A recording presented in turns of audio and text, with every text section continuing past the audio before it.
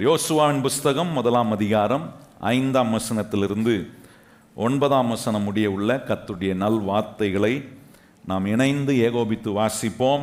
நீ உயிரோடு இருக்கும் நாளெல்லாம் ஒருவனும் உனக்கு முன்பாக எதிர்த்து நிற்பது இல்லை. நான் மோசேவோடு இருந்தது போல உன்னோடும் இருப்பேன். நான் உன்னை விட்டு விலகுவதும் இல்லை, உன்னை கைவிடுவதும் இல்லை. பலன் கொண்டு திட மனதாயிரு. இந்த ஜனத்தின் பிதாக்களுக்கு நான் கொடுப்பேன் என்று ஆணையிட்ட தேசத்தை நீ அவர்களுக்கு பங்கிடுவாய். என் தாசனாகிய மோசே உனக்கு கற்பித்த நியாயப்பிரமாணத்தின்படியெல்லாம் செய்ய கவனமாய் இருக்க மாத்திரம் மிகவும் பலன் கொண்டு திடமனதாயிரு. நீ போகும் இடம் எல்லாம் புத்திமானாய் நடந்து கொள்ளும்படி அதை விட்டு வலது இடது புறம் விலகாதிருப்பாயாக. இந்த நியாயப்பிரமாண புஸ்தகம் உன் வாயை விட்டு பிரியாதிருப்பதாக. இதில் எழுதியிருக்கிறவைகளின்படியெல்லாம் நீ செய்ய கவனமாய் இருக்கும்படி இரவும் பகலும் அதை தியானித்து கொண்டிருப்பாயாக. அப்பொழுது நீ உன் வழியை வாய்க்க பண்ணுவாய், அப்பொழுது புத்திமானாயும் நடந்து கொள்வாய். நான் உனக்கு கட்டளையிடவில்லையா? பலன் கொண்டு திடமனதாயிரு, திகையாதே, கலங்காதே. நீ போகும் இடம் எல்லாம் உன் தேவனாகிய கர்த்தர் உன்னோடே இருக்கிறார் என்றான். ஆண்டவர் இங்கே யோசுவாவுக்கு எப்படி வெற்றி அடைய முடியும் என்று யோசுவாவுக்கு நேரடியாய் சொல்லுகிறார். நான் ஒவ்வொரு முறையும் இந்த வேத பகுதியை நான் ஒவ்வொரு நாளும் தியானிக்கும் போதும் ஆண்டவர் அங்கே யோசுவாவை நான் பார்க்கல, என்ன தான் நான் அதில் பார்க்குறேன். ஒவ்வொரு முறையும் நான் வாசிக்கும் போது ஜெக்கோனியா எப்படி வெற்றி உள்ளவனாய் தன் வழி அவன் வாய்க்கப்படும், அப்படி தான் நீங்கள் பார்க்கணும். இந்த வேத பகுதியை வாசிக்கும் போது நான் கர்த்தருடைய வேதத்தை இரவும் பகலும் தியானிக்கிறேன். அதில் சொல்லியிருக்கிறபடியெல்லாம் செய்ய கவனமாக இருக்கிறேன். இந்த வார்த்தை என் வாயை விட்டு பிரியாமல் இருக்க கவனமாக இருக்கிறேன். அதனால் என் வழியை நான் வாய்க்க பண்ணுகிறதுக்கு, என்ன புத்திமான் ஆக்கிறதுக்கு, என்ன வெற்றி உள்ள ஒரு மனுஷன் ஆக்கிறதுக்கு இந்த வேத புஸ்தகம் என்னை வாளாக்காம தலையாக்கக்கூடிய காரியம், கீழாகாம மேலாக. எத்தனை பேர் அப்படி இருக்கணும் விரும்புறீங்க? வாழ்க்கையில் எல்லாத்துலேயும் மேலோங்கி வரணும். பக்கத்தில் பார்த்து சொல்லுங்க, நம்மளாம் மேலோங்கி வருகிறவர்கள். நல்லா சொல்லுங்களேன், பக்கத்தில் பார்த்து, நீங்களும் நானும் கீழே கடந்தோமா? கண்டிப்பாக இருந்தோம். ஆனால் இன்னைக்கு மேலோங்கி வரும்படி கர்த்தர் நம்மளை உயர்த்தி இருக்கிறார். ஏன்னா அவரை கேட்க அவரை நம்ப அவர் சொல்கிற வழிகளில் நடக்க கீழே இல்லை, மேலோங்கி வருகிற ஒரு ஆசீர்வாதமான நிலை. அப்போ ஆண்டவர் நம்மளை வெற்றி அடைய வைக்கணுன்றதுக்காக இன்னைக்கு ஒரு காரியத்தை ஆண்டவர் நம்ம காட்ட விரும்புகிறார். என்னன்னா, இந்த வெற்றி அடைவதற்கான எல்லா ஆற்றல்களையும் கர்த்தர் நமக்குள்ளே கொண்டு போய் வச்சிருக்கிறார் பாருங்க. நமக்குள்ள வெற்றி அடைவதற்கான பொட்டென்ஷியலை கர்த்தர் நமக்குள்ளே வச்சிருக்கிறார். அதை கண்டுபிடித்து அந்த பொட்டென்ஷியலை, அந்த கெப்பாசிட்டியை, அந்த எபிலிட்டியை எடுத்து நம்ம உபயோகப்படுத்தும் போது வாழ்க்கையில் எதுவுமே தட்டுப்பாடாக இருக்காது. இன்னைக்கு நிறைய பேருக்கு பல காரியங்கள் தட்டுப்பாடு பாருங்க. வேலையில் சமாதானம் இல்லை, குடும்பத்தில் சமாதானம் இல்லை, கையின் பிரயாசத்தில் ஒரு நிறைவு இல்லை, எல்லாத்துலேயும் ஒரு தட்டுப்பாடு இருக்கு. ஆனால் இந்த தேவன் கொடுக்கிற வெற்றி, நமக்குள்ள கர்த்தர் உண்டாக்கி வச்சிருக்கிற அந்த வெற்றியை உண்டாக்கக்கூடிய ஆற்றலை நமக்குள்ள இருந்து வெளியே கொண்டு வந்த அந்த முழுமையான விதத்தில் நாம் உபயோகப்படுத்தும் போது வாழ்க்கையில் எல்லா காரியங்களிலும் ஆண்டவர் நம்மளை நிறைவாய் நடத்துகிற ஆசீர்வாதத்தை நாம் அனுபவிக்க முடியும். இன்றைக்கு அதை தான் எப்படி ஆண்டவர் செய்ய விரும்புகிறாரு. இப்போ நமக்குள்ள கடவுள் வைத்திருக்கிற வெற்றி அடைவதற்கான ஆற்றலை முழுமையான விதத்தில் நான் உபயோகப்படுத்த சில கோட்பாடுகள் ரொம்ப முக்கியமான காரியங்களாக இருக்குது. அதை நான் கற்றுக்கொள்ளணும். எனக்குள்ள கர்த்தர் வச்சிருக்கிற ஆற்றல்களை நான் எடுத்து முழுமையான விதத்தில் உபயோகப்படுத்த தேவன் வச்சிருக்கிற பிரின்சிபல் படி நான் உபயோகப்படுத்தினா தான் ரிசல்ட் வரும்.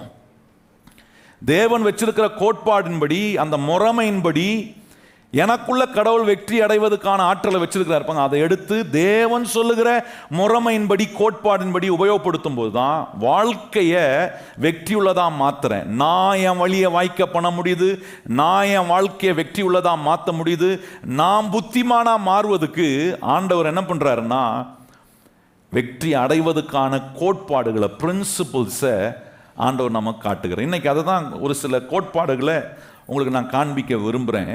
முதல் கோட்பாடு, நம்முடைய வாழ்க்கைக்குள்ள கர்த்தர் வச்சிருக்கிற வெற்றிக்கான ஆற்றலை, பொட்டென்ஷியலை டு த ஃபுல்லஸ்ட் கெப்பாசிட்டியில், டு த ஃபுல்லஸ்ட் லெவல் அதை நான் எடுத்து உபயோகப்படுத்தணும்னா, அதை ஆண்டவர் சொல்கிற கோட்பாடுகளை நான் புரிந்து கொண்டு அதன்படி செயல்படுத்தும் போது நிச்சயமாக எனக்குள்ள வெற்றி அடைவதற்கான ஆற்றலை நான் பயன்படுத்தும் போது அது நல்ல வெற்றியையும் புத்திமான ஆக்கக்கூடிய காரியங்களையும் என் வழியை வாய்க்க பண்ணக்கூடிய காரியங்கள் எல்லாம் கர்த்தர் எனக்கு செய்கிறதை நான் அனுபவிக்கிறேன். முதல் காரியம் பாருங்க, முதல் பிரின்சிபல், உங்களுக்குள்ள இருக்கிற ஆற்றலை, வெற்றி அடைவதற்கான ஆற்றலை முழுமையான விதத்தில் உபயோகப்படுத்த முதல் பிரின்சிபல் என்னன்னா, ஆண்டவர் சொல்றாரு, whatever you have done are not going to be added to what you are about to do. நீங்க இதுவரைக்கும் என்ன செய்திருக்கிறீர்களோ, செய்திருக்கிற காரியங்கள் இனி செய்ய போகிற காரியங்களோட கூட்டப்படக்கூடிய ஒன்றாய் இருக்க போகிறது இல்லை. நல்லா கவனிக்கணும். இது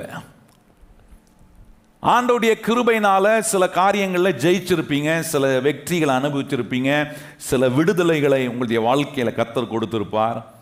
நிறைய நேரம் கிறிஸ்தவரிடத்தில் இருக்கிற ஒரு பெரிய குறைபாடுனா அது என்னன்னா, என்னைக்குமே நமக்கு ஏற்கனவே நடந்த வெற்றி, நடந்த காரியங்களையே இன்னைக்கும் பேசுகிறோம், நாளைக்கும் பேசுகிறோம், இப்படியே பேசிக்கிட்டு தான் போகிறோம் ஒழிய ஒரு நாளும் நம்ம என்ன செய்யணும், கர்த்தர் நம்மளை கொண்டு என்ன செய்ய விரும்புகிறார் அதுதான் உங்களுக்கு காண்பித்தேன். இந்த தேவ வசனங்கள் எப்படிப்பட்ட வசனமாக இருக்குன்னா, நிறைய பிக்சர்ஸை நமக்கு உண்டாக்குது, தரிசனத்தை உண்டாக்குது, சொப்பனங்களை காட்டுது. ஏன் அதெல்லாம் காட்டுறாரு? ஏன்னா நடந்து முடிஞ்சதையே பார்த்துட்டு இருக்கிறதுக்கு இல்லை, அதை வச்சு எதையும் நான் நடக்க போகிறத மாற்ற முடியாது. ஆனால் இந்த தேவனுடைய வசனங்களை தியானிக்க தியானிக்க எனக்கு ஒரு பிக்சரை கொடுக்குறாரு. என்னன்னா, இனி செய்ய வேண்டிய காரியம் என்ன, அந்த ஃபோக்கஸ்குள்ளே வரேன். பாருங்க, இது வரைக்கும் நம்ம நடந்தது செஞ்சது ஒன்று, இனி நம்ம செய்ய போகிறது வேற காரியம். அதுதான் ஆண்டவர் இன்னைக்கு நமக்கு ஞாபகப்படுத்துகிறாரு. நடந்து முடிஞ்ச காரியத்தை அல்லது வெற்றி அடைந்திருக்கிற காரியத்தின் மேலும் கண்ணை வைக்காம, இனி வெற்றி அடைய வேண்டிய காரியங்கள், இன்னும் பெட்டர் ஆக வேண்டிய, இன்னொன்று நல்லா ஆக வேண்டிய காரியங்கள் நிறைய இருக்கு பாருங்க வாழ்க்கையில், அது மேலே கொண்டு போய் நம்ம கண்ணை வைக்கணும். இந்த வசனம் அப்படிப்பட்ட கண்ணோட்டத்தை நமக்கு உண்டாக்குது. இந்த வசனம் பாருங்க, நிறைய நேரம் பாருங்க என்ன பேச்சு இருக்கு கிறிஸ்தவர்கள் மத்தியனா, நான் அன்னைக்கு இப்படி செஞ்சேன், அதை பண்ணேன், இதை பண்ணேன். அன்னைக்கு பண்ணது தான் பெருசா இன்னைக்கு ஓங்கி இருக்க ஒழிய பேச்சு. இன்னைக்கு என்ன பண்ணணும், நாளைக்கு என்ன கர்த்தர் செய்ய விரும்புகிறார் அதை குறித்த பேச்சு ரொம்ப குறைவாக இருக்கு. ஆனால் தேவன் ஒரு மனுஷனுக்குள்ள வெற்றி அடைவதற்காக வைத்திருக்கிற அந்த பொட்டென்ஷியலை, அந்த ஆற்றலை முழுமையான விதத்தில் எடுத்து உபயோகப்படுத்துகிறவனா இருக்கிற ஒரு மனுஷனா இருப்பானா, அந்த மனுஷன் நடந்து முடிஞ்சதை பெருசாக பேச மாட்டான். இனி நடக்க போகக்கூடிய காரியம், இனி கர்த்தர் என்ன செய்ய போகிறார் என்கிற காரியத்தை தான் ரொம்ப அதிகமாக பேசுவான், அதிகமாக தியானிப்பான், அதிகமாக விசுவாசிப்பான். அதிகமாக விசுவாசிப்பதுக்கு ஏதுவான கிரியைகளை காட்டுகிற ஒரு மனுஷனாய் மாறுவான். இன்னைக்கு நம்ம யாரா இருக்கிறோம் கொஞ்சம் யோசித்து பாருங்க. வெற்றிக்கான ஆற்றலை, வெற்றி அடைவதற்கான பொட்டென்ஷியலை கர்த்தர் உள்ள வச்சிருந்தோம். நான் இன்னும் எதை தான் பேசிட்டு இருக்கிறேன்னா, நேற்று நடந்ததையே இன்னைக்கு பேசிட்டு இருக்கிறேன். நேத்து கிடைச்ச கொஞ்சம் ஜெயத்தையே இன்னைக்கு ரொம்ப பெருசா பேசுறேன். நேத்து எனக்கு கிடைச்ச ஆசீர்வாதத்தையே இன்னைக்கு கொஞ்சம் ரொம்ப பெருசா பேசுறேன். அல்லது நேத்துக்கு நடக்காத காரியத்தை இன்னைக்கு ரொம்ப பெருசா பேசிட்டு இருக்கிறேன். பாருங்க, இன்னைக்கு ஜனங்க எதுல எக்ஸ்பர்ட் ஆயிட்டாங்கன்னா, நடந்து முடிஞ்ச காரியத்தை பேச சொல்லுங்க, அதுக்கு மூக்கு வாய் எல்லாத்தையும் வைப்பாங்க. ஆனா கர்த்தர் இனி என்ன செய்ய போகிறார், இனி என்ன எப்படி நடத்த போகிறார், இதுவரைக்கும் சிக்கல் இருந்துச்சு, இதுவரைக்கும் தோல்வி இருந்துச்சு, இதுவரைக்கும் பல பிரச்சனைகள் இருந்துச்சு, ஆனா இதிலிருந்து கர்த்தர் என்ன எப்படி நடத்த போகிறார், இதிலிருந்து கர்த்தர் எப்படிப்பட்ட மாற்றங்கள் கொண்டு போக போறாரு. நல்லா கவனிங்க. இந்த வேத வசனத்தை தியானிக்க தியானிக்க நான் சொல்றேன் கர்த்தருடைய பிள்ளைகளே, இனி நம்மளை கர்த்தர் எப்படி பெட்டர் ஆக்க போறார் அந்த கண்ணோட்டத்தையும் அந்த நம்பிக்கையும் தான் இந்த வசனத்தை வாசிக்கும் போதெல்லாம் கர்த்தர் உங்களுக்குள்ள கொடுப்பாரு. என்ன திருப்தி வராதுன்னா, செஞ்சு முடிச்சதுல திருப்தி அடைகிறவங்களா இருக்க மாட்டோம். இனி செய்ய வேண்டியதன் மேல தாகம் உள்ளவர்களாய் நாம் இருப்போம். பக்கத்துல பார்த்து சொல்லுங்க, செஞ்சு முடிச்சதுல திருப்தி அடைஞ்சிடக்கூடாது. நல்லா சொல்லுங்க, செஞ்சு முடிச்சதை குறித்து திருப்தி ஆகக்கூடாது, செய்ய போகிறதை குறித்த தாகம் உண்டாகணும். தர்ஸ்ட் வரணும், ஒரு லாங்கிங்னஸ் வரணும். இனி நான் செய்ய போறது, அந்த லாங்கிங்னஸ் இல்லைன்னா வாழ்க்கை சுவாரஸ்யமாவே இருக்காது. பேசுறதுக்கு ஒன்றும் இருக்காது, செய்யறதுக்கு ஒன்றும் பெருசா நம்முடைய வாழ்க்கைக்குள்ள ஒரு ஆர்வமே இருக்காது பாருங்க. அதுதான் இந்த வேத வசனம் செய்ய போகிற காரியங்கள் நமக்கு சொல்லும். இந்த வேத வசனம் இன்னைக்கு நான் என்ன செய்யணும், நாளைக்கு நான் என்ன செய்யணும், இன்னைக்கு நான் எப்படி இருக்கிறேன், நாளைக்கு இன்னைக்கு செய்ய வேண்டியதை செஞ்சால் நாளைக்கு எனக்குள்ள என்ன மாற்றம் வரும், இதெல்லாம் இந்த வேத புஸ்தகம் சொல்லுது பாருங்க. நான் ஒரு மிகப்பெரிய ஒரு இன்ஸ்ட்ருமெண்ட் பிளேயராக இருந்த இந்த செலோ இன்ஸ்ட்ருமெண்ட் பார்த்துருக்கீங்களா? அந்த செலோ இன்ஸ்ட்ருமெண்ட் நீங்கள் கவனிச்சிங்க தான். அந்த செலோ இன்ஸ்ட்ருமெண்ட் பாருங்கள், இதை வாசித்த ஒரு ஃபேமஸான ஒரு பிளேயர் இருந்தார். அவர் சின்ன குக்கிராமத்திலிருந்து வந்தவர். தினந்தோறும் பயிற்சி செய்து பல மணி நேரங்கள் அவர் பயிற்சி செய்வார். பயிற்சி செய்து கொஞ்சம் கொஞ்சமாக பெட்டராகி உலகம் முழுவதும் ரொம்ப பிரபலமான ஒரு பிளேயராக மாறிட்டார். ஒரு பெரிய மியூசிஷியனாக மாறினார். இப்படி பெரிய மியூசிஷியனாக மாறி அவர் பண்ணாத சாதனையே இல்லை, அவர் ஏறாத மேடையும் இல்லை. பேர் புகழ் அவருக்கு அவ்வளோ நிறைவான பேர் புகழ் இருந்து, ஒரு நாள் அவரை பேட்டி எடுக்கிறதுக்காக ஒரு மனுஷன் போயிருந்தாராம் பாருங்க. அப்போ அந்த மனுஷனுக்கு 85 வயசு. 85 வயசுள்ள அந்த மனுஷன்கிட்ட போய் பேட்டி எடுப்போம், இவ்வளோ ஃபேமஸான பிளேயராக இருக்கிறீங்களே, இவ்வளோ பெரிய ஆளாயிட்டீங்களே அப்படின்னு போய் அவருடைய கதையை கொஞ்சம் கேட்கலான்னு போனால், கேட்க போனவர் பல மணி நேரம் வெயிட் பண்ண வேண்டியதாகிடுச்சான். பல மணி நேரம் வெயிட் பண்ணிருக்கும்போது உள்ள இந்த செலோ இன்ஸ்ட்ருமெண்ட் வாசிக்கிறத கேட்டுட்டு இருந்தாராம் வெளியே. கிட்டத்தட்ட 5 மணி நேரத்துக்கு மேலே ஆயிடுச்சுன்னு சொல்கிறாரு. அதுக்கு பிறகு அந்த மனுஷனோட பேசுறதுக்கு ஒரு வாய்ப்பு கிடைச்ச போது உள்ளே போன உடனே இந்த இந்த செலோ இன்ஸ்ட்ருமெண்ட்டை வாசிக்கிற இந்த 85 வயது உள்ள நபரை பார்த்து இந்த இன்டர்வியூ எடுக்கிறவர் கேட்டாராம், ஏன் சார் உங்களுக்கு 85 வயசு ஆயிடுச்சு, நீங்கள் பண்ணாத சாதனை இல்லை, நீங்கள் ஏறாத மேடை இல்லை, உங்களுக்கு கிடைக்காத பேர் புகழ் இல்லை, இவ்வளவும் கிடைச்ச பிறகும் இன்னும் ஏன் சார் இத்தனை மணி நேரம் நீங்கள் ப்ராக்டிஸ் பண்ணணும், இந்த இன்ஸ்ட்ருமெண்ட்டை வச்சு ஏன் பயிற்சி செய்யணும்னு கேட்டாராம். அப்போ அந்த 85 வயது உள்ள மனுஷன் அவரை பார்த்து ஒரு சிரிப்பு சொன்னாராம், நான் தினந்தோறும் 5 மணி நேரம் ப்ராக்டிஸ் பண்ணாதான் இன்னும் கொஞ்சம் பெட்டராக என்னால் வாசிக்க முடியும்னு சொன்னாராம். யோசித்து பாருங்க, எத்தனையோ வெற்றிகள், எத்தனையோ சாதனைகளை படைத்த ஒரு மனுஷன் சொல்ற ஒரு வார்த்தை, இன்னும் நான் வாசித்தாதான், நான் இன்னும் ப்ராக்டிஸ் பண்ணாதான் பெட்டராகும். நான் சொல்றேன், ஒரு இன்ஸ்ட்ருமெண்ட் வாசிக்கிறவர்களுக்கே பயிற்சி அவ்வளோ நேரம் கொடுக்க வேண்டியது இருக்கும்னா, நம்மளை உண்டாக்கி நம்முடைய வாழ்க்கை வெற்றி அடைவதற்காக நம்ம கையில் ஒரு பரிசுத்தமுள்ள ஒரு வேத புஸ்தகத்தை கர்த்தர் கொடுத்துருக்கிறாரு. இந்த வேத புஸ்தகத்தை திறந்து இதோட கொஞ்சம் நேரம் செலவழித்து நான் வாசித்து தியானித்தனா, எத்தனை பேர் நம்புறீங்க நிச்சயமா இன்னைக்கு இருக்கிறத காட்டிலும் நாளைக்கு இன்னும் நல்ல நிலைக்கு கர்த்தர் என்ன கொண்டு வர அவரால் முடியும்? எத்தனை பேர் விசுவாசிக்கிறீங்க? இந்த நல்ல ஆகிற நிலை உங்களுக்குள்ள அந்த ஆசையும் விருப்பமும் வந்துச்சுன்னா, நான் சொல்றேன், யாரும் உங்களை பார்த்து பைபிளை திறந்து படின்னு சொல்ல வேண்டியதில்லை. ஆட்டோமேட்டிக்காக தினந்தோறுமே நீங்கள் வேதத்தை திறப்பீங்க. ஏன்னா உங்கள் வாழ்க்கையில் இந்த இயேசு இல்லாமல், அவருடைய வார்த்தை இல்லாமல், அவருடைய வார்த்தையினால் நமக்கு கிடைக்கிற ஆலோசனை இல்லாமல் நம்மால் எதையுமே செய்ய முடியாது. வாழ்க்கை இன்னும் பெட்டராக ஆக்க முடியாது. நான் செய்ய வேண்டிய காரியத்தின் மேலே கவனம் வைக்கணும்னா, எனக்கு நான் செய்ய வேண்டியதை எனக்கு சொல்லுகிறது இந்த கர்த்தருடைய வார்த்தை தான். எத்தனை பேர் கையை உயர்த்தி ஆமேன்னு சொல்லுகிறீர்கள்? இப்போ கவனிச்சு பாருங்க, ஒன்று வெற்றியை குறிச்சே பேசிட்டு இருக்கிறோம், இல்லைன்னா நிறைய பேர் என்ன பேசுகிறாங்கன்னா, அவ்வளோதான் முடிஞ்சிச்சு, இதுக்கு மேலே ஒன்றும் செய்ய, டைம் ஓவர். சிலர் நினைக்கிறாங்க டைம் ஓவருங்க, இதுக்கப்புறம் நான் ஒன்றும் செஞ்சு ஒன்றும் பெருசாக ஆக போகிறது, ஒன்று யார் வந்தாலும் மாற்ற முடியாது, அப்படிப்பட்ட காலம் எனக்கு, இப்படிப்பட்ட நெருக்கடி, அவ்வளோதான் முடிஞ்சு போச்சு.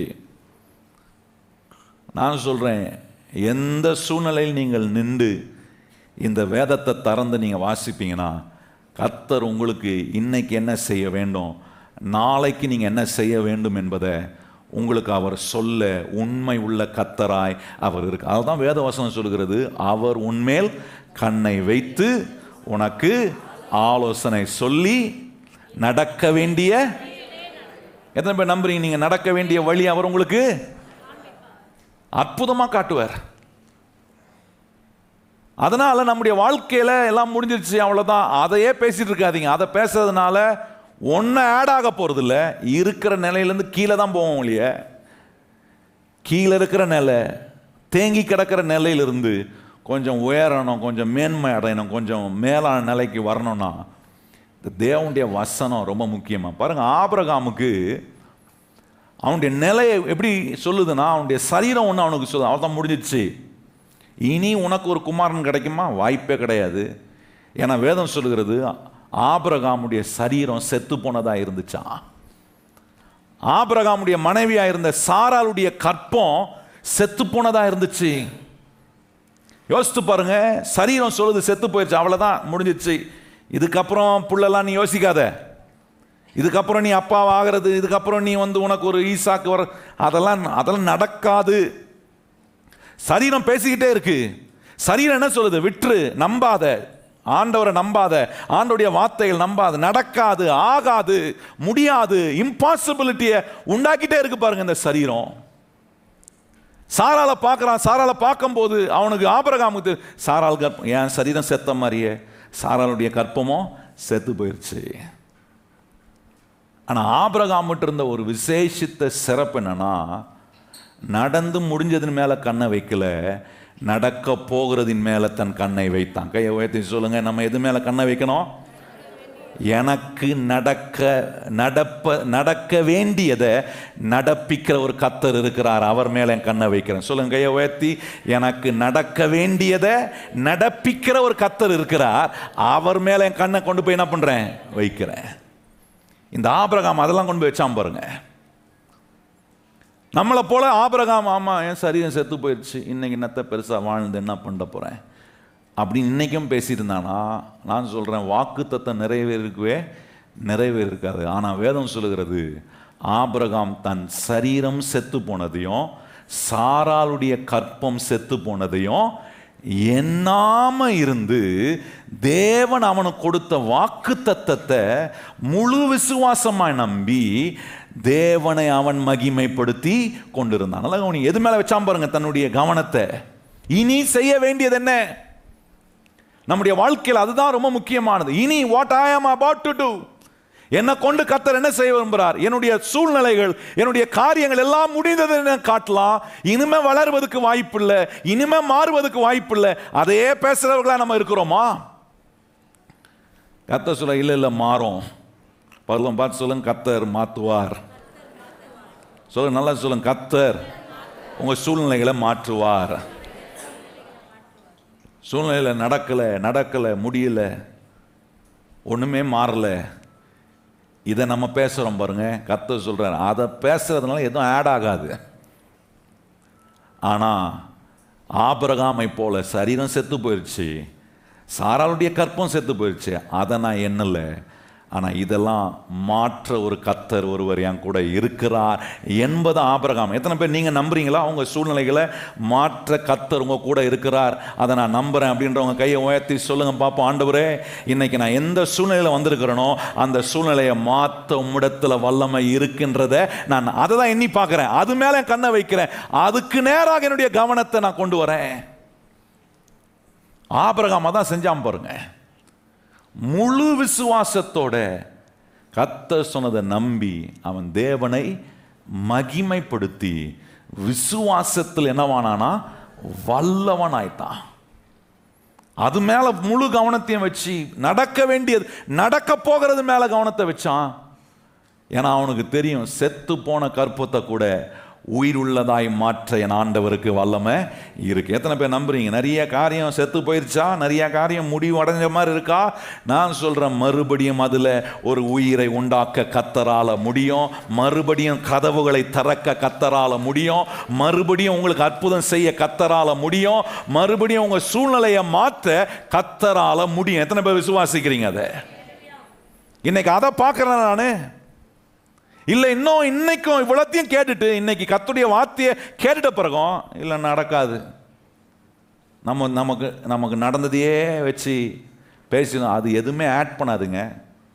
அது எதையும் கூட்ட போகிறதில்ல, இருக்கிறத குறைச்சி தான் விடும். இன்னொரு மனுஷன் பாருங்க, மோசே எப்படி இருந்தார்? பார்வோனுக்கு பயந்து போய் வனாந்திரத்தில் வாழ்கிறாரு. அங்கே மாமனாருடைய ஆடுகளை மேய்த்து கொண்டு இருக்கிறாரு. மேய்த்து கொண்டு இருக்கும்போது வயசாயிடுச்சு மோசேவுக்கு. 40 வருஷம் வனாந்திரம் பாருங்க. ஏன்னா வயசாயிட்டு என்ன ஆடு மேய்த்து கொண்டு இருக்கும்போது அவனுக்கு ஒரு எண்ணம், என்னன்னா அவ்வளோதான், வாழ்க்கையின் கடைசிக்கு வந்துட்டோம்.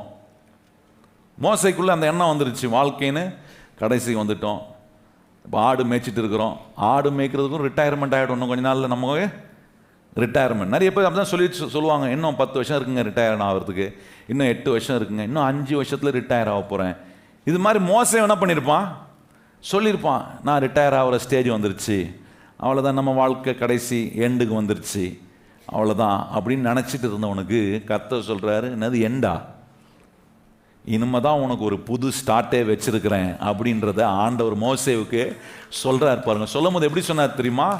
அவன் ஆடுகளை மேய்த்து கொண்டு இருக்கும்போது, மலை அடிவாரத்தில் தானே மேய்ச்சிருப்பான்.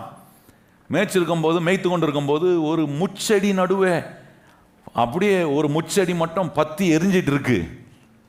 அவன் நினச்சிருப்பான், அவ்வளோதான், ஆடுகள்லாம் கூட்டிகிட்டு ஓடலாம், ஏன்னா காடு பற்றிட்டு எரிய போகுதுன்னு நினச்சிக்கிற நேரத்தில் பார்க்குறான், காடு பற்றிக்கிட்டு எரியாமல் அந்த ஒரு மரம் மட்டும் பற்றி எரியுது. ஆச்சரியப்பட்டு அந்த மரத்தின் அருகே போய் பார்க்குறான். போனவொடனே கர்த்தர் அவனோட பேசுகிறாரு. பேசி சொல்கிறாரு, மோசே, நீ ரிட்டையர் ஆகணும்னு நினச்ச, ஆனால் இனிமே தான் உனக்கு சர்வீஸே கொடுக்கணும்னு நான் வச்சுருக்கிறேன்னு சொன்னார். நல்லா கவனிங்க. நிறைய பேர் சில காரியங்களை விட்டுடலான்னு நினைக்கிறீங்க. அவ்வளோதான், எவ்வளோதான் போராடி பார்க்குறது, எவ்வளோதான் மல்லு கட்டுறது, அவ்வளோதான் விட்டுடலான்னு நீங்கள் நினைக்கிங்க. கர்த்தர் சொல்ல, இல்லை, ரிட்டையர்மெண்ட்லாம் ஆகாத, இனிமே தான் ஃப்ரெஷ் சர்வீஸை உனக்கு நான் கொடுக்க இருக்கிறேன். எத்தனை பேர் கையை உயர்த்தி ஆமேன்னு சொல்லி, இனிமே தான் ஃப்ரெஷ் ஸ்டார்ட் சொல்லுங்கள் வாயத்திறந்து. எனக்கு ஒரு ஃப்ரெஷ் ஸ்டார்ட்டை கர்த்தர் உண்டு பண்ணுறாரு. ஒரு புதிய ஃப்ரெஷ் ஸ்டார்ட்டுங்க. மோசேவுக்கு பாருங்க, 80 வயசு ஆளுகிட்ட ஆண்டவர் கூப்பிட்டு என்ன பண்ணுறாரு? சொல்கிறார், வாப்பா, நீ போய் இஸ்ரவேல் மக்களை எகிப்தியன் கையிலிருந்து பார்வோன் கையிலிருந்து விடுவித்து அவர்களை நான் நியமித்திருக்கிற கானான் தேசத்துக்கு நீ கொண்டு போய் அவர்களை விடணும். உன்னை ஒரு மீட்பனாய், ஒரு மீட்கும் பொருளாக உன்னை நான் பயன்படுத்துகிறேன். ஜனங்களை மீட்க உன்னை நான் தெரிந்து கொண்டிருக்கிறேன். ஆகவே வா மோசே, உன்னை ஜனங்களுக்கு ஆசீர்வாதமா, பல லட்ச ஜனங்களுக்கு உன்னை தலைவனாய் வைக்க நான் தெரிந்து கொண்டிருக்கிறேன். மோசே நினைச்சிட்டு இருக்கிறான், அவ்வளவுதான், முடிஞ்சிச்சு வாழ்க்கை. அவன் என்ன எப்படி இருக்கு பாருங்க, எது மேல கவனம் வச்சிருக்கிறான்? நடந்து முடிஞ்சதை பார்த்துட்டு இருக்கிறான். கர்த்தர் சொல்ல, இல்லை, நடக்க வேண்டியதை கொஞ்சம் கவனிச்சு பாரு. நான் சொல்றேன், கர்த்தருடைய பிள்ளைகளை, உங்களுக்கு நடந்து முடிஞ்சதையே யோசிச்சு இருக்காதீங்க. இனி கர்த்தர் செய்ய வேண்டிய காரியத்தின் மேல உங்க கண்ணை வைங்க. ஏன்னா கர்த்தர் செய்ய போகிற காரியம் மிக பயங்கரமாய் இருக்கும். எத்தனை பேர் கையை உயர்த்தி ஆமேன்னு சொல்லுகிறீங்க? நீங்க பார்த்தது உங்களுக்கு பல ஆச்சரியத்தையும், பல நஷ்டத்தையும், பல தோல்விகளையும், பல பயத்தையும், பல சந்தேகங்களையும் நீங்க பார்த்தது உங்களுக்கு கொடுத்திருக்கலாம். ஆனா கர்த்தர் காட்டுகிறது நம்பிக்கையும், வெற்றியையும், வாழ்வையும், சந்தோஷத்தையும், ஆண்டவர் உண்டாக்குற விடுதலையும் பார்க்கிற அற்புதமான காரியங்களை கர்த்தர் உங்கள் வாழ்க்கையின் மூலமாய் செய்வதனால தான் சொல்றாரு, நடந்து முடிஞ்சதை வச்சு யோசிச்சு இருக்காத, இனி செய்ய வேண்டிய காரியங்களை குறித்து யோசி. வேதத்தில் நீங்கள் எத்தனை நபரை நீங்கள் உதாரணமாக எடுத்து பாருங்க. யாரெல்லாம் முடிஞ்சுன்னு நினச்சாங்களோ, முடிஞ்சுன்னு நினச்சவன் எடுத்து ஆண்டவர் பெரிய பெரிய காரியங்களெல்லாம் கர்த்தர் செஞ்சிருக்கார். நான் சொல்கிறேன், இந்த இடத்துல எல்லாம் முடிஞ்சிச்சுன்னு நீங்கள் வந்திருக்கீங்களா? உங்களை எடுத்து கர்த்தர் பெரிய பெரிய காரியங்களை செய்ய உங்களை அவர் பயன்படுத்த வல்லவராக இருக்கார். எத்தனை பேர் விசுவாசிக்கிறீங்க? ஆமென். எல்லாம் முடிந்தது, எல்லாம் என்ன ஒரு நம்மளை கசக்கி புழிஞ்சு தூக்கி போட்டுட்ட மாதிரி இருக்கா? நான் சொல்கிறேன், இன்னும் ஒருத்தர் இருக்கிறார், சர்வ வல்லவர். அவர் உங்களை மறுபடியும் எடுத்து, மறுபடியும் பயன்படுத்த, மறுபடியும் அலங்கரிக்க, மறுபடியும் உருவாக்க அவர் வல்லவராக இருக்கிறார். பவுல் என்கிற ஒரு மனுஷன் எப்படி பாருங்க, பல காரியங்கள் பவுலுடைய வாழ்க்கையில் நடந்தது. பல ஆண்டவருக்காக வைராக்கியமாய் செய்த பல காரியங்கள் அவருடைய வாழ்க்கையில் இருக்க, பல சவால்கள் தன்னுடைய வாழ்க்கையில் அவர் சந்திக்க வேண்டிய ஒரு சூழ்நிலை வந்த போதும் பவுலை நீங்கள் கவனிச்சிங்கன்னா நடந்து முடிஞ்சதன் மேலே கண்ணை வைக்கவே இல்லை. பவுல் செய்த காரியங்கள், அற்புதங்கள், அதுக்கு எண்ணிக்கை கிடையாது. பவுல் பிரசங்கித்த பிரசங்கத்தை கேட்டு ரட்சிக்கப்பட்ட ஜனங்களுக்கு எண்ணிக்கை கிடையாது. பவுல் ஸ்தாபித்த சபைகளுக்கு ஏராளமான சபைகள், எவ்வளவோ மாபெரும் காரியங்களை கர்த்தர் அழைத்து அவரை பயன்படுத்தி செஞ்சு எவ்வளோ வெற்றிகரமான காரியம் செஞ்சிருந்தாலும் பவுல் ஒரு நாளும் செஞ்சு முடிச்ச காரியத்தின் மேல கண்ணு வைக்கல. இனி என்ன செய்ய வேண்டும் என்பதன் மேல தான் தன்னுடைய கவனத்தையே அவர் வைத்தார். பாருங்க, பிலிப்பியர் 3ஆம் அதிகாரத்தில் இப்படி தான் கர்த்தர் நம்ம இருக்கணும்னு தேவன் விரும்புகிறார். நடந்த ஒரு சின்ன தோல்வியே பார்த்துக்கிட்டு அதையே யோசித்துக்கிட்டு அதை நினச்சிக்கிட்டே அழுதுகிட்டு நம்முடைய வாழ்க்கையில் ஆண்டவர் செய்ய விரும்புகிற மிகப்பெரிய காரியங்கள்லாம் மிகப்பெரிய நன்மைகளெல்லாம் நம்ம பார்க்க முடியாமல் அதுக்கு நேராக விசுவாசித்து நாம் எழும்பி செயல்படாமல் முடங்கி போய் கிடக்கிறதுனால தான் ஆண்டவர் இன்னைக்கு சொல்கிறாரு, வெற்றி அடைவதற்கான எல்லா ஆற்றலையும் உனக்குள்ள நான் வச்சிருந்தோம், அதை பயன்படுத்தக்கூடிய அந்த கோட்பாடின் முறைமையின்படி நான் உபயோகப்படுத்தாதனால என்னுடைய ஆற்றல் உபயோகரமாகாம வெற்றி அடைய முடியாம போராடிட்டு கொண்டிருக்கிறேன். இன்னைக்கு ஆண்டவர் முதல் காரியமா நம்ம காட்டுறாரு, நடந்து முடிஞ்சதை பேசுறவனா இல்லாம நடக்க வேண்டியதின் மேல நம்முடைய கண்ணை வைக்கணும். பிலிப்பியர் 3ஆம் அதிகாரம் 12ஆம் வசனத்துல சில வசனங்களை நம்ம இணைந்து வாசிப்போமா? 12ஆம் வசனத்தை பாருங்க. நான் அடைந்தாயிற்று அல்லது முற்றும் தேறினவன் ஆனேன் என்று எண்ணாமல் கிறிஸ்து இயேசுவினால் நான் எதற்காக பிடிக்கப்பட்டேனோ அதை நான் பிடித்து கொள்ளும்படி. அல்ல, எப்படி ஆரம்பிக்கிறார் பாருங்க. 12ஆம் வசனம் சொல்றாரு, நான் அடைந்தாயிற்று அல்லது முற்றும் தேறினவனா. அப்படின்னா அடைந்தாயிட்டுனா நிறைய செஞ்சிருக்கிறேன், நிறைய அடைஞ்சிருக்கிறேன், வாழ்க்கையில் நிறைய வெற்றிகளை பார்த்துருக்கிறேன், நிறைய பிரச்சனைகளை பார்த்துருக்கேன், எத்தனையோ காரியங்களை பார்த்துட்டு வந்திருக்கிறேன். ஒன்றும் பார்க்காத ஆள் இல்லை நான் அப்படின்றார் பவுல். ஒன்றும் பார்க்காத ஆள் கிடையாது, பல காரியங்களை பார்த்துருக்கிறேன். அவர் சொல்றாரு, தேறின ஆனேன் என்று எண்ணாமல். அதனால நான் ரொம்ப தேறினவன், எனக்கு எல்லாம் தெரியும், அதை வச்சுட்டு அதை சொல்லிக்கிட்டே ஓட்டுறவனா நான் இல்லை. நல்லா கவனிங்க, அதுதான் அது அர்த்தம். என்ன சொல்றாரு? நடந்து முடிஞ்சதே சொல்லிக்கிட்டு ஓட்டிக்கிட்டு இருக்கிறவன் இல்லை, நடந்து முடிஞ்சதே சொல்லி ஓட்டி ஒவ்வொரு நாளும் கழிச்சிட்டு இருக்கிற ஆள் கிடையாது நான். சொல்றாரு, கிறிஸ்து இயேசுவினால் நான் எதற்காக பிடிக்கப்பட்டேனோ அதை பிடித்து கொள்ளும்படி ஆசையாய் தொடர்கிறேன். 13ஆம் வசனம் பாருங்க. சகோதரரே, அதை பிடித்து கொண்டேன் என்று நான் எண்ணுகிறதில்லை, ஒன்றை செய்கிறேன், பின்னானவைகளை மறந்து முன்னானவைகளை நாடி கிறிஸ்து இயேசுவுக்குள் தேவன் அழைத்த பரம அழைப்பின் பந்தய பொருளுக்காக லக்கை நோக்கி. நல்லா கவனிங்க, எங்க போகணுமோ என்ன செய்யணுமோ செஞ்சு முடிச்சதையே பிடிச்சிக்கல. நான் நடந்ததையே நான் சொல்லிக்கிட்டு இல்லை. நடந்தது ஒருவேளை பாசிட்டிவா இருக்கலாம், நெகட்டிவா இருக்கலாம், நன்மையா இருக்கலாம், தீமையா இருக்கலாம். நான் அதையே பிடிச்சிக்கல, அதெல்லாம் தள்ளி விட்டுட்டு பின்னானவைகள் அதெல்லாம் முடிஞ்சு போச்சு, அது ஒரு நாளும் எதையும் ஆட் பண்ண போறதில்லை என்பதை பவுல் அறிந்தவர் சொல்றாரு. பின்னானவைகளை மறந்து முன்னானவைகளை நாடி கிறிஸ்து இயேசுவினால் நான் எதற்காக பிடிக்கப்பட்டேனோ அழைக்கப்பட்டேனோ அதை நிறைவேற்றுவதற்காக சொல்றாரு பாருங்க. அழைக்க தேவன் அழைத்த பரம அழைப்பின் பந்தய பொருளுக்காக லக்கை நோக்கி சொல்லிட்டு இப்பதான் ரொம்ப முக்கியமான ஒரு வார்த்தையை சொல்றாரு. அவரை குறித்து சொல்லிட்டு இப்ப சொல்றாரு, கேட்கிறவங்களுக்கு சொல்றாரு, நீங்க எப்படி இருக்கணும்னு சொல்றாரு பாருங்க. அடுத்த வசனம் சொல்ல பாருங்க, 15ஆம் வசனம். ஆகையால் நம்மில் தேறினவர்கள் யாவரும் இந்த சிந்தையா இருக்க. சொல்லுங்க வாய் திறந்து, நம்மில் தேறினவர்கள் யாவரும் எந்த சிந்தையா? எந்த சிந்தையா? நேத்து நடந்து முடிஞ்ச கந்த சொல்ற சிந்தையா இல்ல. நல்லா கவனிக்கணும் அதை. அதுதான் பவுல் சொல்றாரு, அடைஞ்சிருக்கிறேன், நிறைய தேறினவன் நான் என்றது இல்ல, நிறைய செஞ்சிருக்கிறேன், அந்த சிந்தனையிலேயே இருக்கிறவன் இல்ல. இன்னும் என்ன கொண்டு கத்த செய்ய வேண்டிய லக்குன்னு இருக்கு, செய்ய வேண்டிய காரியம் நிறைய இருக்கு. அதுல தேறினவனாய், அந்த சிந்தையில் தேறினவனாய் நான் இருக்கணும். நல்லா கவனிங்க கர்த்தருடைய பிள்ளைகளே. இதே பவுல் இன்னொரு இடத்துல எப்படி சொல்றாரு பாருங்க. இதே பவுல் பாருங்க 2 கொரிந்தியர் 11ஆம் அதிகாரத்தில் 23ஆம் வசனத்தை கவனிச்சு பாருங்க. அங்க சொல்றாரு, அவர் ஊழியத்தில் பட்ட பாடுகள், எப்படிப்பட்ட சவால்கள்லாம் சந்திச்சிருக்கிறாரு. அது சோர்வையும் உண்டாக்குது, சில நேரம் உற்சாகத்தையும் கொடுக்குது. என்ன சொல்றார்? இவ்வளோ காரியங்கள் எனக்கு நடந்திருந்தோம், நான் கர்த்தர் அழைத்த அழைப்பின் அந்த பந்தய பொருளை பெறுவதற்காக லக்கை நோக்கி ஓடுவதுக்கும் எனக்கு முன்னாக வைக்கப்பட்டிருக்கிற காரியத்தை நோக்கி ஓடுவதுக்கும் நான் குவிட் பண்ணாம, அதை விட்டு விடாம, எத்தனை சோர்வு, எத்தனை பாராட்டுகள், எத்தனை நஷ்டங்கள் வந்தாலும் அதெல்லாம் என் கண்ணு முன்னாடி வைக்காம இனி என்ன செய்ய வேண்டும் என்பது மேலே என் கண்ணை வச்சிருக்கிறேன்ற. 23 வசனம் வாசிப்போமா? அவர்கள் கிறிஸ்துவின் ஊழியக்காரரா?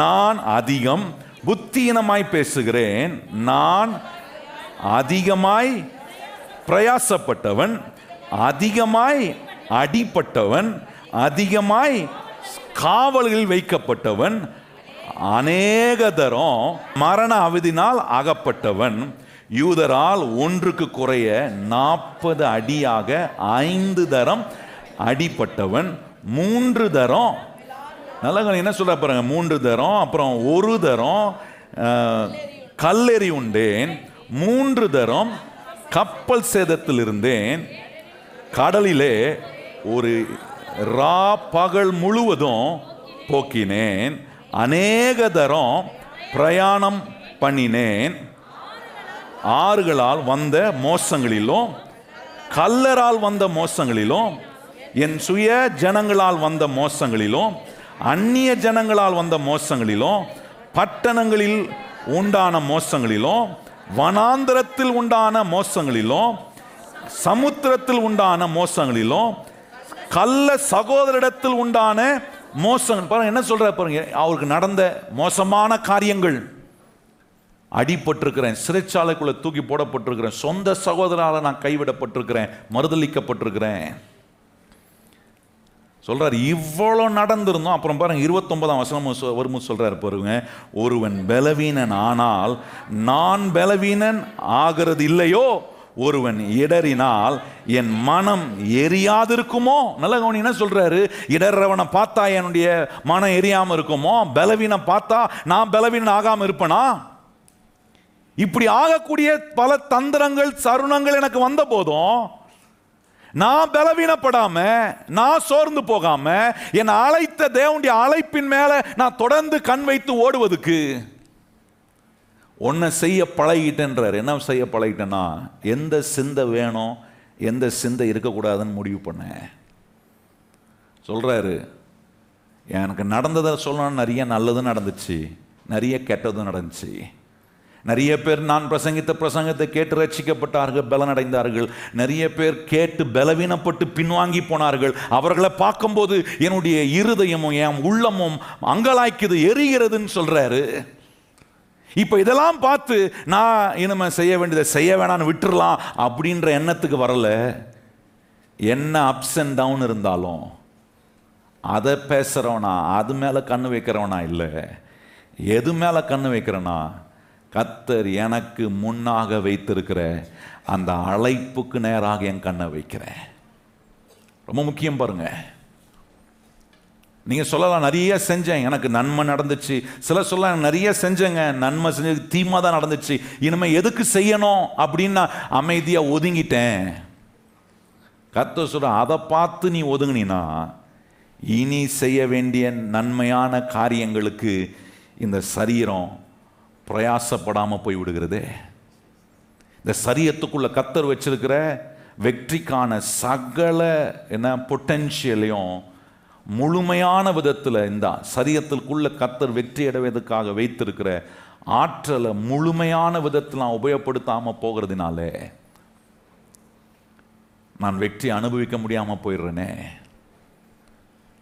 இப்போ முதல் கோட்பாடாக கர்த்தர் சொல்றாரு, நடந்து நமக்கு நம்ம செஞ்சது ஒரு நாளும் இனி செய்ய போகிறதோட கூட்டப்பட போகிறது கிடையாது. அதனால் நடந்து முடிஞ்சதையே செஞ்சு முடிச்சதையே நமக்கு நடந்ததையே பேசிட்டு இருக்காம நம்ம கண்ணை எது மேலே வைக்கணும்னா, பின்னானவைகளை மறந்து முன்னானவைகளை நாடு. கையை வைத்து சொல்லுங்க, பின்னானவைகளை. நேற்று வரைக்கும் ஒருத்தன் குழி நோண்டிருப்பான் பாருங்க, அவனை மறந்துடணும். ஏன்னா அவன் வேலை குழி நோண்டுற வேலை. என்ன உயர்த்துகிற ஒரு கர்த்தர் இருக்கிறாரு, எல்லா குழிகளிலும் மேலே நிற்க வைப்பாரு. அப்படி பார்க்கணும். அது முன்னானவைகள். அது நம்ம உட்காந்து அவன் குழி நோண்டான், அடுத்தவன் அவன் குழி நோண்டுவானோ தெரியலையே என்ன பண்ணுறது அப்படின்னா குழியில் ரெடியாக விடுறதுக்கு ரெடி ஆயிடணும். நம்ம சொல்லணும், எவ்வளோ குழி நோண்டினாலும் குழியெல்லாம் அதை நிரப்புகிற ஒரு கர்த்தர், நம் பள்ளங்களை நிரப்புகிற ஒரு கர்த்தர் இருக்கிறார். சத்துரு எவ்வளோ ஆழமாக நோண்டினாலும் என் ஆண்டவர் அதை காட்டிலும் அதிகமாக எனக்கு அற்புதம் செய்து சத்துரு நோண்டின அதே குழியில என்ன ஏறி நிற்க வைப்பார். எத்தனை பேர் நம்புறீங்க? இப்போ விழுந்துருவானான்னு பார்ப்பான், நான் எழுச்சி நின்று இருப்பேன். அங்கே எப்படி ஆச்சு? ஏன்னா நான் பின்னானவைகளை மறந்து முன்னானவைகளை நாடுகிறேன். நடந்து முடிஞ்சதை பேசல, கர்த்தர் இனி எனக்கு என்ன செய்ய போறாரு, இனி எனக்குள்ள இருந்து வல்லமையான விதத்தில் எனக்குள்ள வச்சிருக்கிற ஆற்றலாம் கர்த்தர் எப்படி எடுத்து உபயோகப்படுத்த அவர் வல்லவராக இருக்கிறார் என்பதை பேசுகிறேன். அந்த பவுல் தான் சொல்றாரு, இப்படி வல்லமையான விதத்தில் என்னை உபயோகப்படுத்தினால பவுல் சொல்றாரு, என்னை நான் இந்த தேகத்தை விட்டு போகும்போது என்னை காலி பண்ணிட்டு தான் நான் போனேன்றார். நல்லா கவனிங்க, 2 தீமோத்தி 4:6 சொல்லி இருக்கிறது, இந்த தேகத்தை விட்டு பிரிந்து போகும் காலம் வந்தது, ஆனால் இந்த பிரிந்து போக காலம் வரத்துக்கு முன்னாடி என்னை பானபலியாக நான் என்ன பண்ணுறேன், வார்க்கப்பட்டு போகிறேன்றார்.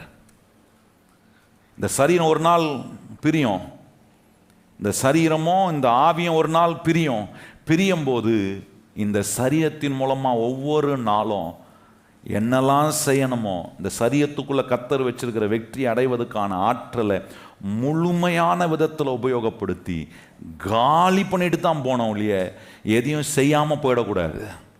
இந்த காலி பண்ணிட்டு போனோன்னா பின்னானவைகள் அல்ல, நடந்து முடிஞ்சதில்லை, செஞ்சு முடிச்சதையே யோசிக்கிறது இல்லை, பேசுறதில்ல, இனி செய்ய போகிற காரியத்தின் மேலே கவனம். இனி கர்த்தர் செய்ய போகிற காரியத்துக்காக உங்களை நீங்கள் பலப்படுத்தி கொள்ள, இன்னும் கர்த்தரை நம்புறது, இன்னும் கர்த்தரை தேட, இன்னும் கர்த்தருடைய வார்த்தையை சார்ந்து அவர் கொடுக்குற ஆலோசனைப்படி நடக்கும்போது நான் சொல்கிறேன், கர்த்தருடைய பிள்ளைகளே, நடந்து முடிஞ்சதில்லை, இனி கர்த்தர் செய்ய போகிற காரியங்களுக்கு கர்த்தர் என்னை வல்லமையாய் பயன்படுத்தும். எத்தனை பேர் விசுவாசிக்கும்? கர்த்தர் இனி செய்ய போகிற காரியங்களுக்கு என்னை கர்த்தர் வல்லமையாய் அதுக்கு தான் வெற்றி அடைவதற்கான ஆற்றலை முழுமையான விதத்தில் நமக்குள்ள எடுத்து பயன்படுத்துகிறார். 2வது கோட்பாடு, ஆண்டவர் நமக்குள்ள வைத்திருக்கிற அந்த வெற்றி அடைவதற்கான ஆற்றலை முழுமையான விதத்தில் நம்ம பயன்படுத்தணும்னா நாம் அறிந்திருக்க வேண்டிய 2வது கோட்பாடு ரொம்ப முக்கியமானது. ஆண்டவர் சொல்றாரு, இந்த வெற்றி ஒரு பிரயாணம் மாதிரி. இந்த வெற்றி என்னும் பிரயாணத்தில் நம்ம நம்முடைய முழு ஆற்றலையும் எடுத்து உபயோகப்படுத்தி எக்ஸ்ப்ளோர் பண்ணணும்னா நம்ம ஒன்று அறிந்திருக்க வேணும், நம்முடைய கிறிஸ்தவ வாழ்க்கை ஒரு நீண்ட தொலைவு பிரயாணம் போல. அது எப்படின்னா, கர்த்தர் நமக்குள்ள வச்சிருக்கிற எல்லா ஆற்றல்களையும் எடுத்து நான் எக்ஸ்ப்ளோர் பண்ணி அதை உபயோகப்படுத்தி ஆண்டவர் விரும்புகிறபடி பயன்படுத்தும் போது நான் சொல்கிறேன், நிச்சயமாக நீங்கள் உங்களுக்கு கர்த்தர் கொடுத்துருக்கிற சகல ஆற்றல்களையும் எடுத்து தேவன் சொல்லும் கோட்பாடின்படி உபயோகப்படுத்துறீங்க. அப்படி உபயோகப்படுத்தும் போது வாழ்க்கை ஒவ்வொரு நாளும் வெற்றிகரமாய் மாறும். எபிரேயர் 12 வாங்க, அதில் ஆண்டவர் அற்புதமாக சொல்கிறார் பாருங்க. எத்தனை காரியங்கள் அங்கே சொல்லப்பட்டிருக்கு, அத்தனை காரியத்துக்கும் ஒரு அஸ்திபாரமாக அங்கே சொல்லியிருக்க ஒரு காரியத்தை தான் இன்றைக்கி உங்களுக்கு அந்த வசனத்திலேருந்து காட்ட விரும்புகிறேன். எபிரேயர் 12 முதல் வசனம் வாசிப்போமா? ஆகையால் மேகம் போன்ற இத்தனை திரளான சாட்சிகள் நம்மை சூழ்ந்து கொண்டு இருக்க, பாரமான யாவற்றையும் நம்மை சுற்றி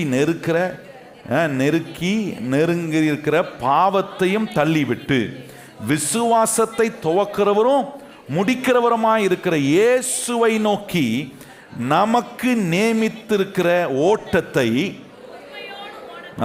நமக்கு நியமித்திருக்கிற, எல்லாம் சொல்லுங்க, நமக்கு நியமித்திருக்கிற ஓட்டத்தை ஆத்திர அவசரமா இல்லை, எப்படி பொறுமையோட ஓட கடவோம். நமக்குன்னு ஒரு ஓட்டத்தை கர்த்தர் வச்சிருக்கிறாரு. கிறிஸ்தவ வாழ்க்கை என்பது ஒரு ஓட்டம், ஒரு ஜர்னி. அந்த ஜர்னியில் உங்களுக்குள்ள என்ன நீங்க கண்டுபிடிக்கணும்னா, கர்த்தர் எனக்குள்ள வைத்திருந்த சகல ஆற்றலையும் நான் எடுத்து எக்ஸ்ப்ளோர் பண்ணி உபயோகப்படுத்தி இருக்கிறேன் அப்படின்ற ஒரு மனநிறைவு இல்லைன்னா நம்ம ஓட்டத்தை ஜெயமா ஓடலன்றதுக்கு அதுவே ஒரு அறிகுறி ஆயிடும். அது இன்னும் நல்லா புரிஞ்சுக்கொள்ளணும்னா, ஒரு பொருளை இன்ஸ்டால்மெண்ட்டில் வாங்குறீங்கன்னு வைங்க, மாதம் மாதம் என்ன கட்டணும்? இஎம்ஐ கட்டணும். ஏன்னா பாஸ்டர் மாதம் மாதம் இஎம்ஐ கட்டுற திட்டம் சொல்லி கொடுக்குறாருன்னு நினச்சிக்காதீங்க. அதை சொல்ல ஒரு உதாரணத்துக்காக சொல்கிறேன். ஒரு பொருளை முழு காசு கொடுத்து வாங்க முடியல, அதை நீங்கள் ஒரு இன்ஸ்டால்மெண்ட் பேஸில் வாங்குறதுக்காக வாங்குறீங்க. வாங்கின உடனே ஒவ்வொரு மாதமும் அதுக்குண்டான கிரயத்தை செலுத்தி செலுத்தி செலுத்தி செலுத்தி இறுதியாக அந்த பொருளினுடைய முழு கிரயத்தை செலுத்தினோன்னு அது உங்களுக்கு சொந்தமாகுது பாருங்க.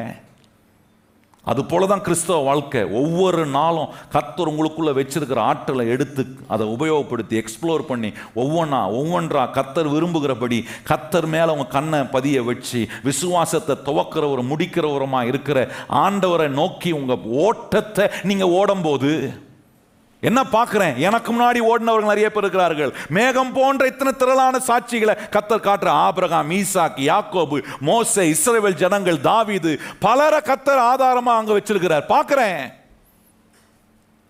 அவர்கள் என்ன செய்தார்கள்? அவர்களை நெருக்கின பாவத்தை உதறி தள்ளி எதெல்லாம் வெற்றி அடைய முடியாதபடிக்கு அவர்களை வெற்றி அடைவதற்கான ஆற்றலை கர்த்தர் அவர்களுக்குள்ள உபயோகப்படுத்துவதற்கு எதெல்லாம் தடையா இருந்துச்சோ அதெல்லாம் தங்களுடைய வெற்றியின் பிரயாணத்தில் அகற்றி, அதான் ரொம்ப முக்கியம். பாரமா இருக்கு, கவலையா இருக்கு, ஒரே கஷ்டமா இருக்கு, அதனால நான் விட்டுறேன் கிடையாது. அதை அகற்றணும். எப்படி அகற்றுறது? ஆண்டவரை நோக்கி பார்க்கிறேன், என் பாவத்திலிருந்து என்னை விடுவிக்கிற இயேசுவை நோக்கி கூப்பிடுறேன். அவருடைய ரத்தம் என்னுடைய பாவங்கள் எல்லாம் கழுவுகிற ரத்தமா இருக்கு. அந்த ரத்தத்தின வாயினால அறிக்கை பண்ணி நான் இயேசு கிறிஸ்துவின் ரத்தத்தினால கழுவி சுத்தமாக்கப்படும் போது பாவம் என்கிற பாரம் என்னை விட்டு அகண்டு போகிறது. எந்தெந்த பாரத்தில் அகற்றணுமோ என்னுடைய பாரங்களை அகற்றுகிற ஒரு தேவன் உண்டானால் அவர்தான் என்னை ரட்சித்த ஆண்டவராகிய இயேசு. அவரை பார்க்கிறேன் ஒவ்வொரு நாளும்.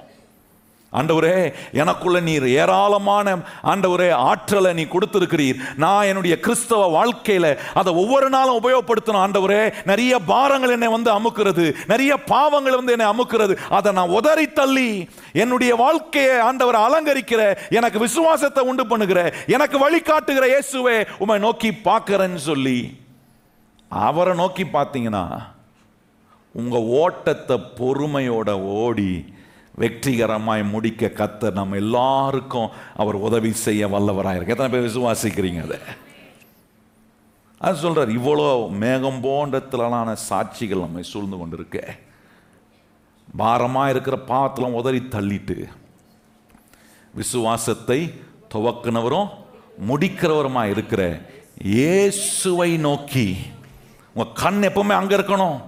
உங்க விசுவாசம் அவர் மேல வைக்கணும்.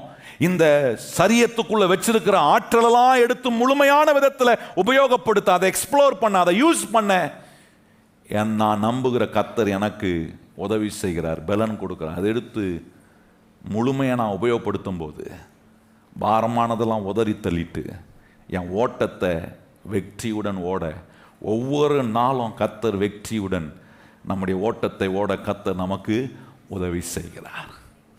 அது என்ன செய்யணும்? பின்னானவர்களை மறந்து முன்னானவர்களை நாட வைக்கும்.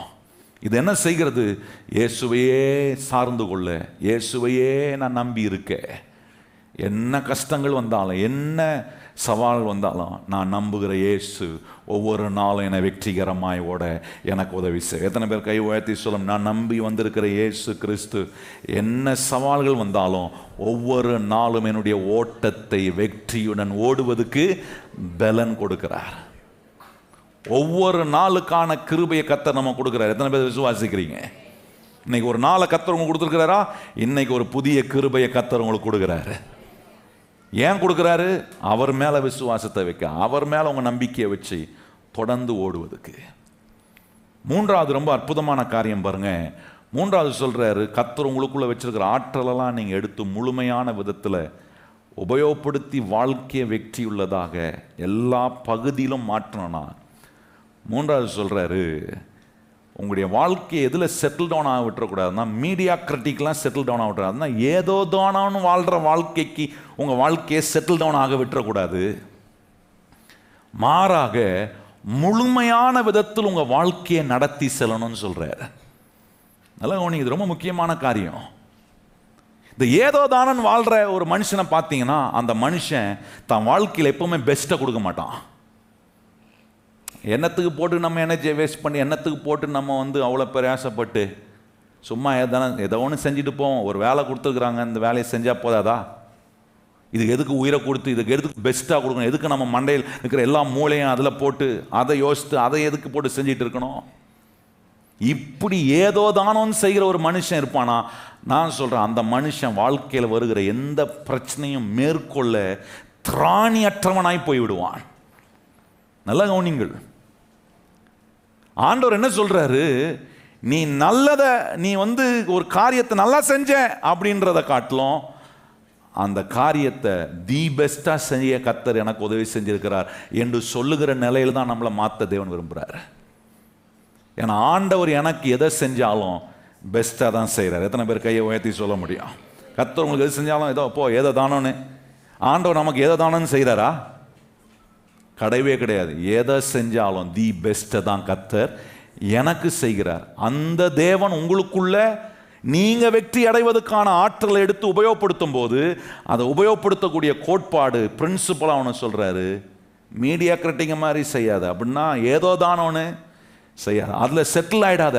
Don't settle down in your மீடியாக்ரிட்டிக். அந்த ஏதோ தானோன்னு செய்கிற காரியத்தில் செட்டில் டவுன் ஆயிடாத. உனக்குள்ள வச்சிருக்கிற ஆற்றலை முழுமையான விதத்தில் உபயோகப்படுத்தி உன் வாழ்க்கையை நடத்துகிறவனா நீ இருக்கிறன்றதை மறந்துடாத. இந்த முழு ஆற்றலையும் உபயோகப்படுத்தி ஒரு மனுஷன் வாழ்க்கையை கர்த்தர் கொடுக்கும் ஆலோசனையினால் நடத்தணும் விரும்புகிற ஒரு மனுஷன் பாருங்க, எப்பேற்பட்ட தடையும் தாண்டி வருவான். எப்பேற்பட்ட சவால் அவனை கொண்டு போய் விடுங்க, அந்த வேலையை வெற்றிகரமாக செய்வான். அந்த நாட்கெல்லாம் ஒரு சகோதரனை பேசி கொண்டு வந்தான் பாருங்க, எப்படி கர்த்தர் அவரை உயர்த்தினார்னு சொன்னார். ரொம்ப ஷார்ட் பேன் ஆஃப் டைமில் என்னை கர்த்தர் உயர்த்தினது பாஸ்டர், எனக்கு இது இன்னைக்கு நினச்சாலும் மிகப்பெரிய ஆச்சரியம்னு சொன்னார். அவர் சொல்லும்போது சொல்கிறாரு, நான் ஒரு வேலைக்கு போய் சேர்ந்து சில காரியங்கள் எனக்கு கொஞ்சம் தான் டெக்னிக்கல் நாலேஜ் உண்டு, அதை வச்சு நான் பண்ணிகிட்டு இருந்தேன். திடீர்னு என்னை ஒரு புது ப்ராஜெக்டில் போட்டுட்டு என்னை அதை கம்ப்ளீட்டாக ஹேண்டில் பண்ண முடியும் சொல்லிட்டாங்க. எனக்கு அதில் ஒன்றுமே தெரியாது, சுத்தமாக அதை குறித்த அறிவு கொஞ்சம் கூட கிடையாது. என்கிட்ட அதை ஹேண்ட் ஓவர் பண்ணிட்டு இத்தனை நாளுக்குள்ளே முடிக்கணும்னு சொல்லிட்டாங்க. எனக்கு என்ன பண்ணுறது ஏது பண்ணுறதுன்னு தெரியாது. நான் போய் அந்த வேலையை தொடங்கிறதுக்கு முன்னாடி சொன்ன, ஆண்டவரே இதை என்னை நம்பி கொடுத்துருக்குறாங்க, இந்த வேலையில் எனக்கு இதை பற்றி ஒன்றுமே தெரியாது, இந்த டெக்னிக்கல் காரியங்கள் நான் படித்து கற்றுக்கணுன்னா இதுக்கு பல மாதங்கள் ஆகும், ஆனால் எனக்கு கொடுக்கப்பட்டிருக்கிற நேரம் ரொம்ப குறைவு, இதை நான் கரெக்டாக செய்யணும். ஆண்டவரே எனக்கு என்ன பண்ணுறதுன்னு தெரியல, ஆவியானவரே எனக்கு நீர் உதவி செய்யணும். ஒவ்வொரு நாளும் அந்த இடத்துல போய் உட்கார்ந்து அந்த மனுஷன் வேலை செய்வாராம். சொல்கிறாரு, இன்னைக்கு வரைக்கும் அந்த ஒரு ப்ராஜெக்டை எப்படி ப்ரோக்ராம் பண்ணேன்னு எனக்கு இன்னைக்கு வரைக்கும் தெரியாது பாஸ்டர். கர்த்தர் என் கையை பிடிச்சி அந்த காரியத்தை செஞ்சார் என்பதை மாத்திரம் நான் அறிந்திருக்கிறேன்னு சொல்கிறாரு. இன்னைக்கு பெரிய மேன்மையான நிலையில் வெளிநாட்டில் இருக்கிறாரு, பெரிய பதவி. அந்த கம்பெனிக்காரனே ஆச்சரியப்பட்டு, அந்த கம்பெனி ஜெர்மன் நாட்டில் இருக்கு பாருங்க. ஜெர்மன் நாட்டில் இருக்கிற கம்பெனியில் இருக்க அந்த ரிசர்ச் அண்ட் டெவலப்மெண்ட் டீமில் இருக்கிறவங்க பார்த்துட்டு இதை யார் பண்ணது கேட்குறாங்க. இந்தியா நாட்டில் இருக்கிற அந்த கம்பெனி இதை யார் பண்ண, இந்த ப்ராஜெக்ட் யார் பண்ணது, எப்படி பண்ணாங்க, அந்த பண்ண ஆளை உடனே நீங்கள் எங்கள் இடத்துக்கு அனுப்பணும்னு சொன்னாங்களாம். அவர் சொல்றாரு, இப்படி தான் கர்த்தர் என்னை உயர்த்தி கொண்டு போனார் பாஸ்டர். அப்போ சொல்கிறாரு, என் வேலையை எனக்கு தெரிலன்னா விட்டுருந்தேன்னா எனக்கு கிடைச்சிருக்கிற இன்னைக்கு கர்த்தர் கிடைச்சிருக்கிற உயர்வு எனக்கு வந்திருக்காது. தெரியாத வேலை கூட ஏதோ தானோ நம்ம செய்யக்கூடாது. நம்ம கூட இருக்கிற கர்த்தர், நம்மளை நடத்துகிற கர்த்தர், போதிக்கிற தெரியாததை கூட எனக்கு சொல்லி கொடுத்து அற்புதமா என்னை நடத்த அவர் வல்லவராக இருக்க. எத்தனை பேர் நம்புறீங்க கர்த்தரால் செய்ய முடியுமா? எவ்வளவு அருமையான ஆண்டவர்! அவ்வளோ ஆற்றலை கர்த்தர் நமக்குள்ள வச்சிருக்கிறாருங்க.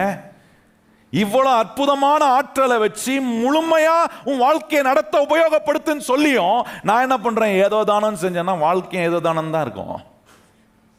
வெற்றி வரணுமா, மாற்றம் வரணுமா, நல்லா ஆகணுமா, இந்த ஏதோ தானம்னு செய்யறதுலேருந்து வெளியே வாங்க. இந்த ஏதோ தானம்னு செய்யற நிலையில வெளியே வந்தீங்கன்னா கர்த்தர் உங்களை நினைத்து பார்க்க முடியாத மேலான நிலைக்கெல்லாம் கர்த்தர் உங்களை கொண்டு போவார்.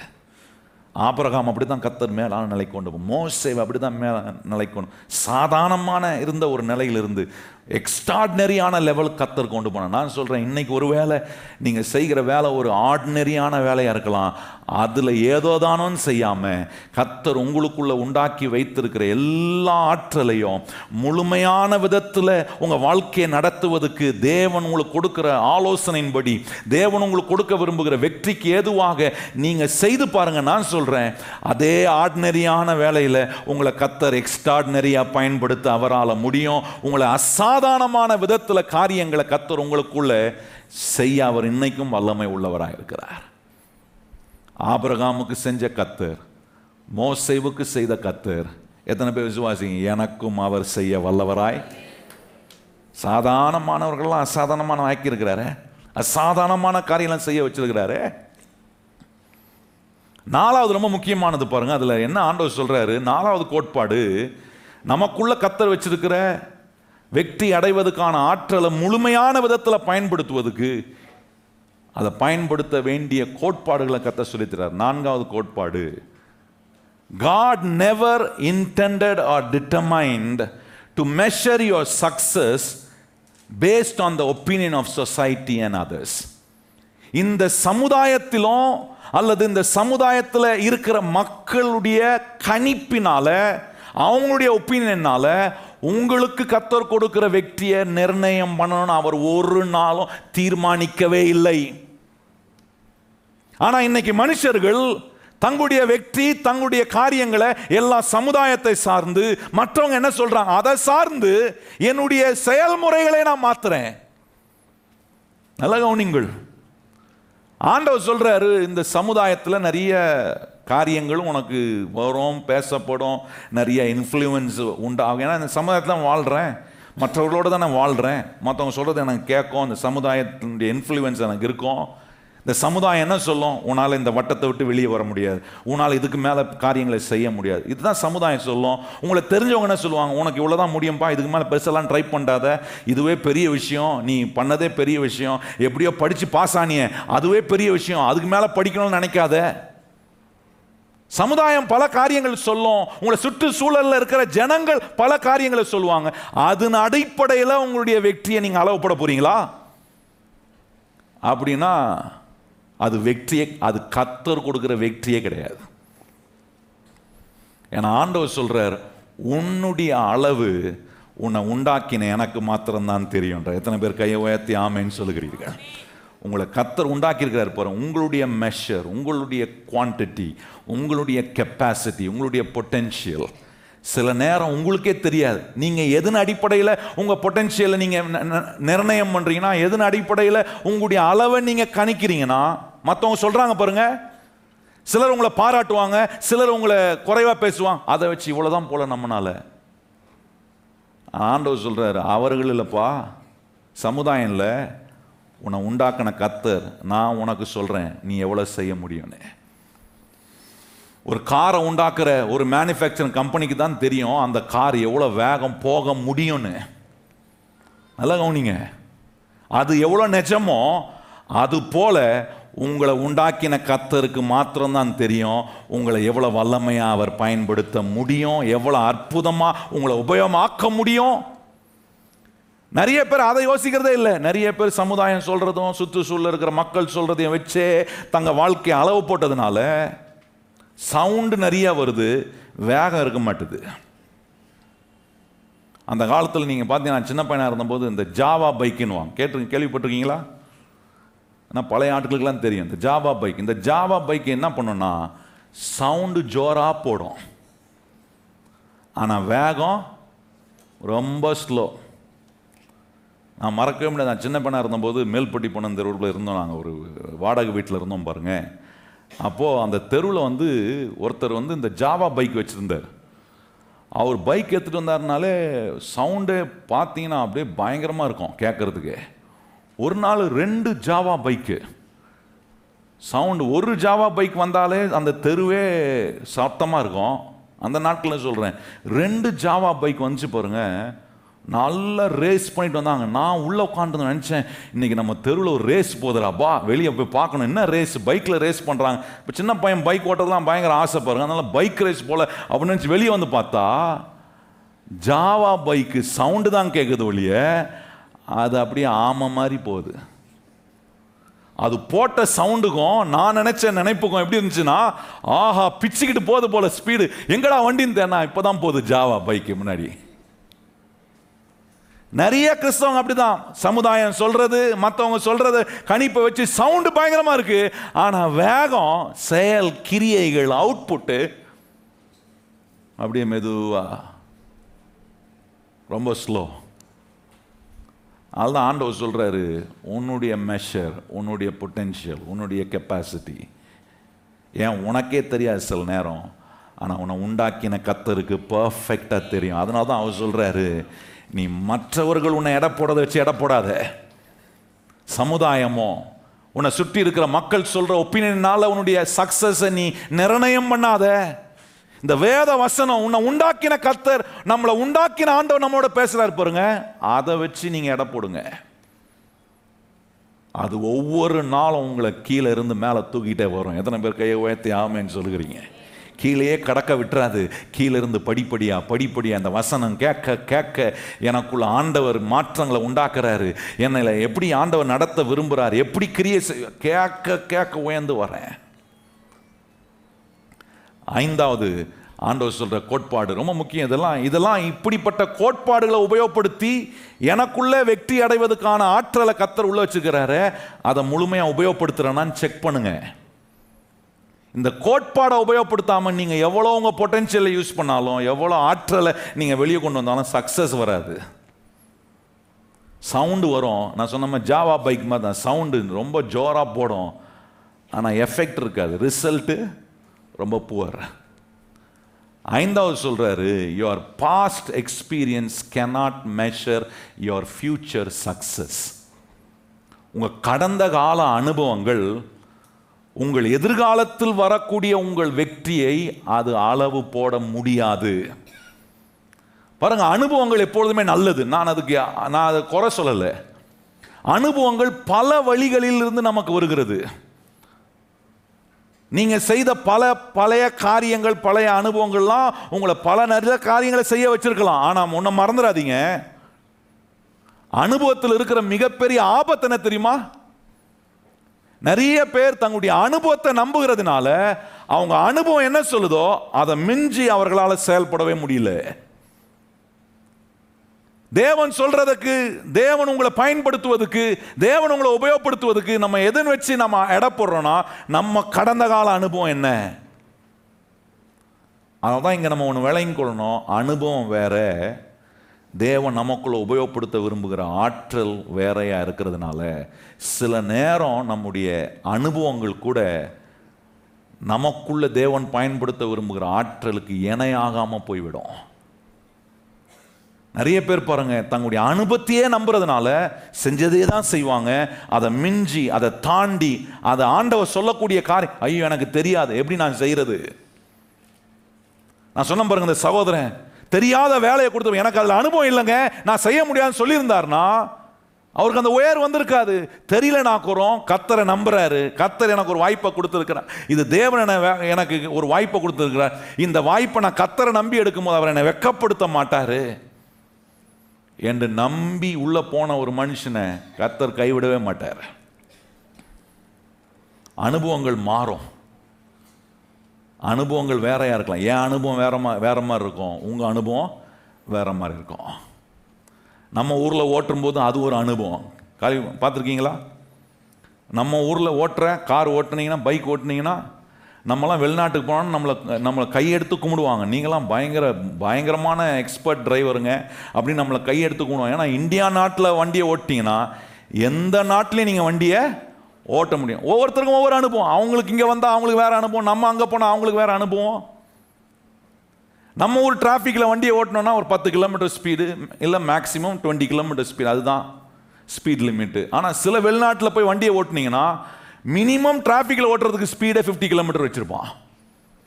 ஒவ்வொரு நாடுக்கும் ஒவ்வொரு அனுபவங்கள் மாறுபடும். நல்ல கவனிங்கள், அதுதான் இன்னைக்கு ஆண்டவர் ஒரு காரியத்தை விளங்க வைக்கிறார். உன்னுடைய கடந்த கால அனுபவங்கள் உன்னுடைய வருங்காலத்தில் கர்த்தர் உனக்கு கொடுக்க விரும்புகிற வெற்றிக்கு அளவு போடக்கூடிய ஒன்றா இருந்துடக்கூடாது. அது ஒரு தடுப்பா இருந்துராதபடிக்கு நம்ம எப்போவுமே சொல்லணும், ஆண்டவரே என் அனுபவத்தை சார்ந்தில்ல ஆண்டவரே, நான் உம்முடைய வார்த்தையை நம்புகிறேன், நான் உண்மை விசுவாசிக்கிறேன், எனக்கு அனுபவத்தை கொடுத்தவர் நீர், அனுபவம் இல்லாத காரியத்தில் கூட எனக்கு அனுபவத்தை கொடுக்க போகிறவர் நீர், நான் உண்மை சார்ந்து உண்மை நம்பி செயல்படுகிறேன். கடைசியாக ஒன்று சொல்லி நான் முடிக்கிறேன் பாருங்க. உபாகம் 32ஆம் அதிகாரம் வாங்க. உபாகம் 32ஆம் அதிகாரத்தில் கடைசியாக ஒரு காரியம், இது ரொம்ப முக்கியமானது. வாழ்க்கையில் சில நேரம் நம்ம சந்திக்கிற சவால்கள், பிரச்சனைகள், போராட்டங்கள், வேதனையான காரியங்கள், பல நேரத்தில் கர்த்தர் அதை அவருடைய நோக்கத்தை நிறைவேற்றுவதற்கு உபயோகப்படுத்தக்கூடிய கருவியாக அதை மாற்றி நமக்குள்ள இருக்கிற ஆற்றலை மிக மிதமிஞ்சின அளவுக்கு உபயோகப்படுத்துவதற்கான ஒரு கருவியாக மாற்றிடுறாரு. நல்லா கவனிக்கணும். சிலர் நீங்கள் இன்னைக்கு ஒருவேளை பல கஷ்டங்களில், பல நெருக்கடியில், வழியே இல்லாமல் ஒரு மாதிரி ஒரு மிகப்பெரிய ஒரு நெருக்கடியான சூழ்நிலை இன்னைக்கு நீங்கள் வந்திருக்கலாம். நீங்கள் நினைக்கலாம், என்ன நான் இப்படி இருக்கிறேன், என்ன பண்ண போகிறேன், ஏதாக போகுது.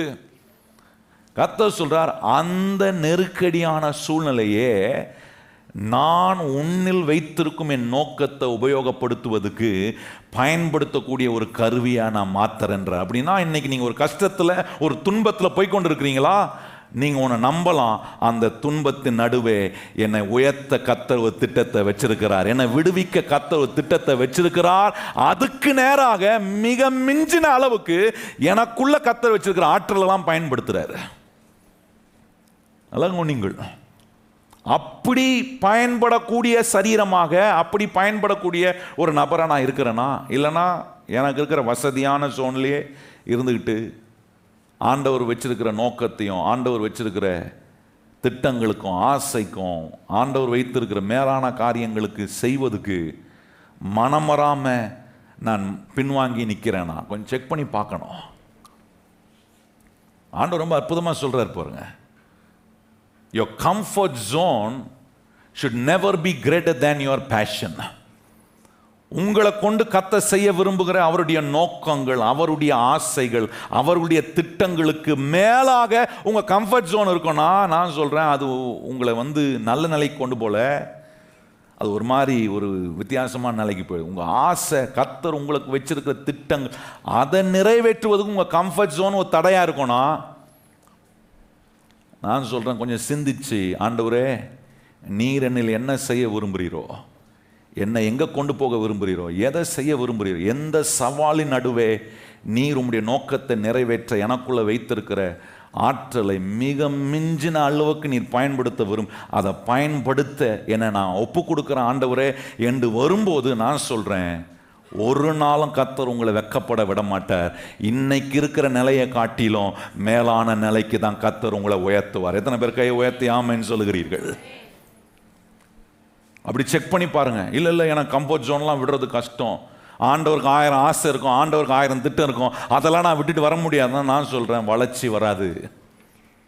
சில கஷ்டங்கள், சில வேதனைகள் வரும்போது சில காரியத்தை விட்டு ஆண்டவர் விரும்புகிறபடி செயல்படுத்துவீங்க. நான் சொல்கிறேன், நீங்கள் நினைத்து பார்க்க முடியாத உயர்வுக்கு நேராக கர்த்தர் உங்களை கொண்டு போவது தேவனுடைய திட்டமாக இருக்கிறதுனால, இப்படிப்பட்ட சவால்கள், பிரச்சனைகள், போராட்டங்களை கர்த்தர் ஒரு கருவியாய் பயன்படுத்தி உங்களை அவருடைய நோக்கத்தை நிறைவேற்ற, உங்களுக்குள் அவர் வைத்திருக்கிற ஆற்றலை மிதமிஞ்சின அளவுக்கு பயன்படுத்த தேவன் எல்லா சவால்களையும் ஒரு கருவியாக பயன்படுத்துகிறார். இப்போ பாருங்க, அந்த கண்ணோட்டத்தோட இந்த வசனத்தை வாசிக்கணும். உபாகம் 32ஆம் அதிகாரம் 11ஆம் வசனத்தையும் 12ஆம் வசனத்தையும் வாசிப்போமா? இணைந்து வாசிப்போம். 11ஆம் வசனமும் 12ஆம் வசனம் வாசிப்போம். கழுகு தன் கூட்டை கலைத்து தன் குஞ்சுகளின் மேல் அசைவாடி தன் செட்டைகளை விரித்து அவைகளை எடுத்து அவைகளை தன் செட்டையின் மேல் சுமந்து கொண்டு போகிறது போல கர்த்தர் ஒருவரே அவனை வழி நடத்தினார், அந்நிய தேவன் அவர்களோடு இருந்ததில்லை. நல்லா நீங்க என்ன சொல்ற பாருங்க. ஒரு கழுகு என்ன செய்து, பிரச்சனை நடுவே என்ன சில காரியங்களை கற்றுக் கொடுப்பதுக்கு என்ன செய்யறாரு? ஒரு கழுகு தன்னுடைய குஞ்சுகளை தூக்கி சுமந்து கொண்டு போகிறது போல, செட்டைகளை விரித்து அது உயர எழும்புகிறது போல ஆண்டவர் சொல்ல, நான் உன்னோட கூட இருக்கிறேன். எதுக்கு? உன்னை நல்ல செட்டைகளை விரித்து கழுகுகளை போல உயர பருப்பதற்காக உன்னை நான் தெரிந்து கொண்டேன். என்னுடைய வார்த்தை அது செய்யும். உனக்குள்ள சவால்களையும் பிரச்சனைகளையும் பார்த்து முடங்கி போய் இருந்து விடாத. அந்த சவால்கள் பிரச்சனைகளையும் ஒரு கருவியாய் நான் பயன்படுத்தி, நான் உன் மேல வைத்திருக்கிற நோக்கத்தையும் திட்டத்தையும் உபயோகப்படுத்த உன்னுடைய முழு ஆற்றலையும் பயன்படுத்தி கழுகு செட்டைகளை விரித்து பறக்கிறது போல உன்னை அப்படி எழும்பி பறக்க வைப்பதற்காக இந்த சவால்கள் நடுவே, இந்த போராட்டங்கள் நடுவே நீ விழுந்து போகிறவனா இல்லாம செட்டைகளை விரித்து உயர பறக்கிற கழுகுகளை போல கர்த்தர் நம்மளை மாற்ற. எத்தனை பேர் அப்படி இருக்கணும்னு நினைக்கிறீங்க? கழுகு எப்பவுமே செட்டைகளை விரித்து உயர பறக்கும். பாருங்க, ஹையஸ்ட் பிளேஸுக்கு பறக்கும். கர்த்தர் சொல்றார், வசனத்தை கேட்கிற நீங்களும் நானும் கழுகுகளை போல பறப்போம். கையை உயர்த்தி சொல்லுங்க, வசனத்தை கேட்கிறேன்னா, கை கொள்றேன்னா, கர்த்தர் என்ன பண்ற? செட்டைகளை விரித்து கழுகுகளை போல உயர. கழுகுகளா இருக்கணும். புறாவை இருந்துடக்கூடாது. எப்படி இருந்துடக்கூடாது? புறா பார்த்துருக்கீங்களா? நிறைய வீட்டு திண்ணையெல்லாம் வந்து உட்காரம் பார்த்தீங்களா? புறா இந்த சன்ஷேட்லாம் என்ன வந்து புறா உட்காரம் பாருங்க. உட்காந்து என்ன பண்ணும்? சவுண்டு கொடுக்கும். பார்த்தீங்க, வெறும் சவுண்டு தான் கொடுக்கும். என்ன கொடுக்கும்? சவுண்டு கொடுக்கும். கொண்டா கழிச்சு பார்த்தா கக்கையை அடிக்கும். நம்மளும் நினச்சி போகிறோம் பறந்து போயிடுச்சுன்னு பார்த்தா அங்கேயே அடிச்சுட்டு அங்கேயே தான் உட்காந்துருக்கோம். கவனிச்சிருக்கீங்களா? ஒரு புறாவும் தனியாக உட்காராது. ஒரு கும்பலாக ஒரு புறாவை சேர்த்துக்கும் கூடவே. ஒன்றும் தனியாக பறக்காது. பாருங்க, அது வெயிட் பண்ணும் ஏதாவது ஒன்று பறக்குதான்னு. பறக்குதுன்னு எல்லாம் சேர்ந்து கும்பலோட பறக்கும். பறந்து அப்படியே என்னமோ போயிட்டு உச்சத்துக்கு போயிட்டு வரணும்னு நினைக்காதீங்க. உங்கள் வீடை ஒரு ரவுண்ட் அடிச்சுட்டு வந்து திருப்பி அங்கேயே. நிறைய கிறிஸ்தவங்க அப்படி தான் உட்காந்துல சவால் வந்தால் ஆண்டவர் என்னத்தான் பண்ணிட்டார், என்னத்த ஆண்டவர் அப்படின்னு கொஞ்சம் அப்படியே ரக்கையாடி டக்கு டக்குன்னு அடிக்க சவுண்டு கொடுக்குறது. என்ன சவுண்டு கொடுத்து ஆண்டவர்கிட்ட தங்களுடைய டிசப்பாயின்மெண்ட்டை காட்டுறாங்களா? ரொம்ப கொஞ்சம் விசுவாசம் அப்படி இப்படி கொஞ்சம் வந்து அப்படி வந்துச்சுன்னா கொஞ்சம் அப்படியே பறக்கிறது. பறந்துட்டாங்களே, இந்த விசுவாசி மாறிச்சே, இந்த ஆத்மா ரட்சிக்கப்பட்டுச்சே நினைச்சா அப்புறம் புஷ்குன்னு திருப்பி வந்து. அதுதான் சொல்றாரு, வசனத்தை கேட்கிற நீங்களும் நானும் புறாவில் கழுகுகளை போல உயர. சொல்லுங்க, வயத்திலிருந்து எப்படி பறக்கணும்? கழுகுகளை போல உயர பறக்கணும். கழுகு எப்பவுமே உயரம் தான் பறக்கும். பார்த்துருக்கீங்களா? என்ன எவ்வளோ பெரிய சவாலை என்ன பண்ணும் போது அது வேட்டையாடும் போது பாருங்க, பிடிச்சி தூக்கிட்டு போவோம் பாருங்க. என்ன வெயிட்டு, அதை காட்டிலும் வெயிட்டாக இருக்கிறத தூக்கிட்டு போங்க. தூக்கிட்டு போவோம், எவ்வளோ உயரத்துக்கு தூக்கிட்டு போவோம். பிரச்சனைகளை தாண்டி, பிரச்சனைகளுக்கு மேலாக கர்த்தர் ஒவ்வொரு சவாலையும் நம்முடைய வாழ்க்கையில தேவ நோக்கத்தை நிறைவேற்றுவதற்கான திட்டமா வச்சிருக்கிறாரு. ஆனால் நிறைய கிறிஸ்தவங்க கழுக போல இருக்க விரும்பல, புறாவை போல அப்படியே இந்த குண்டு சட்டிக்குள்ளேயே குதிரை ஓட்டுவானாங்க பாருங்க. அது மாதிரி வசனத்தை கேட்பாங்க, எல்லாம் கேட்பாங்க. வெளியே போனா நல்லா சர்ச்சுக்குள்ளே நல்லா இருந்துச்சு, வெளியே போனால் புறாவா எங்கே? நம்ம கழுகாக இருக்க போகிறதில்ல, புறாவை தான். ஆனால் இன்னைக்கு நீங்கள் இந்த இடத்துக்கு போகும்போது, இந்த இடத்த விட்டு போகும்போது கர்த்தர் கழுகுகளை போல செட்டைகளை விரித்து உயர பறக்கிற ஒரு நிலையை கர்த்தர் ஏற்படுத்துவார். இந்த 6 கோட்பாடுகளை கேட்டிருக்கீங்க. பயன்படுத்துவதும் பயன்படுத்தாததும் உங்களுடைய சாய்ஸ். ஆனால் உபயோகப்படுத்துகிறவன் கண்டிப்பாக கழுகுகளை போல செட்டைகளை அடித்து உயர பறக்கிற ஒரு மனுஷனாய் கர்த்தர் அவனை மாற்றுவார். எத்தனை பேர் அப்படி மாறணும்னு விரும்புறீங்க? அப்படி செய்கிற ஒரு மனுஷன், வேதம் சொல்லுகிறது, அவன் தன் வழியை வாய்க்க பண்ணுவான், அவன் புத்திமானாயிருப்பான், அவன் செய்வதெல்லாம் அவனுக்கு. எத்தனை பேர் அப்படி இருக்கணும் விரும்புகிற கர்த்தருடைய பிள்ளைகள் இடத்துல எழும்பி நிற்போம். நம்ம ஜெபம் பண்ணலாம். 2 கரங்களும் கர்த்தருக்கு நேராக உயர்த்தி, ஆண்டவரே, நடந்ததையே பேசிட்டு இருக்கக்கூடாது.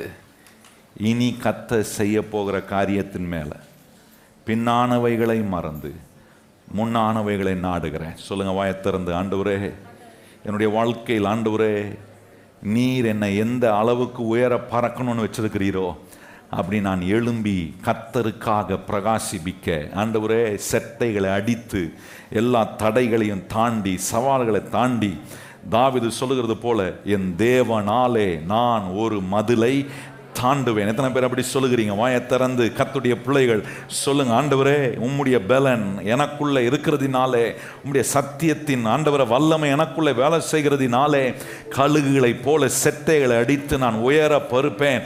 ஆண்டவரே, ஆண்டவரே, எல்லா சேனைக்குள்ளையும் நான் பாய்ந்து போவேன். என் தேவனாலே நான் ஒரு மதிலை தாண்டுவேன். ஆண்டவரே, உம்முடைய பிள்ளைகளாகிய நாங்கள் அப்படி தாண்டி முன்னேறி செல்ல நீர் எங்களுக்கு சொன்ன இந்த சத்திய வசனங்கள் எல்லாம் எங்களுக்குள்ள உம்முடைய ஆண்டவரே அற்புதமான ஆற்றலை நாங்கள் எடுத்து முழுமையான விதத்தில் உபயோகப்படுத்தி நீர் எங்களுக்கு வைத்திருக்கிற நல்ல வெற்றிகளை நாங்கள் ஒவ்வொரு நாளும் எங்கள் குடும்பத்தில், எங்கள் கையின் பிரயாசத்தில், நாங்கள் போகிற எல்லா இடங்களிலும் ஆண்டவரே உம்முடைய நல்ல வெற்றி அனுபவிக்க கர்த்தர் நீர் கிருபை செய்யும்.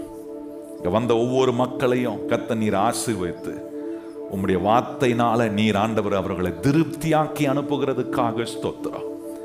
உம்முடைய பிள்ளையுடைய எண்ணங்கள்லாம் மாறட்டும். கழுகுகளை போல பறக்குகிற எண்ணங்கள் வரட்டும்.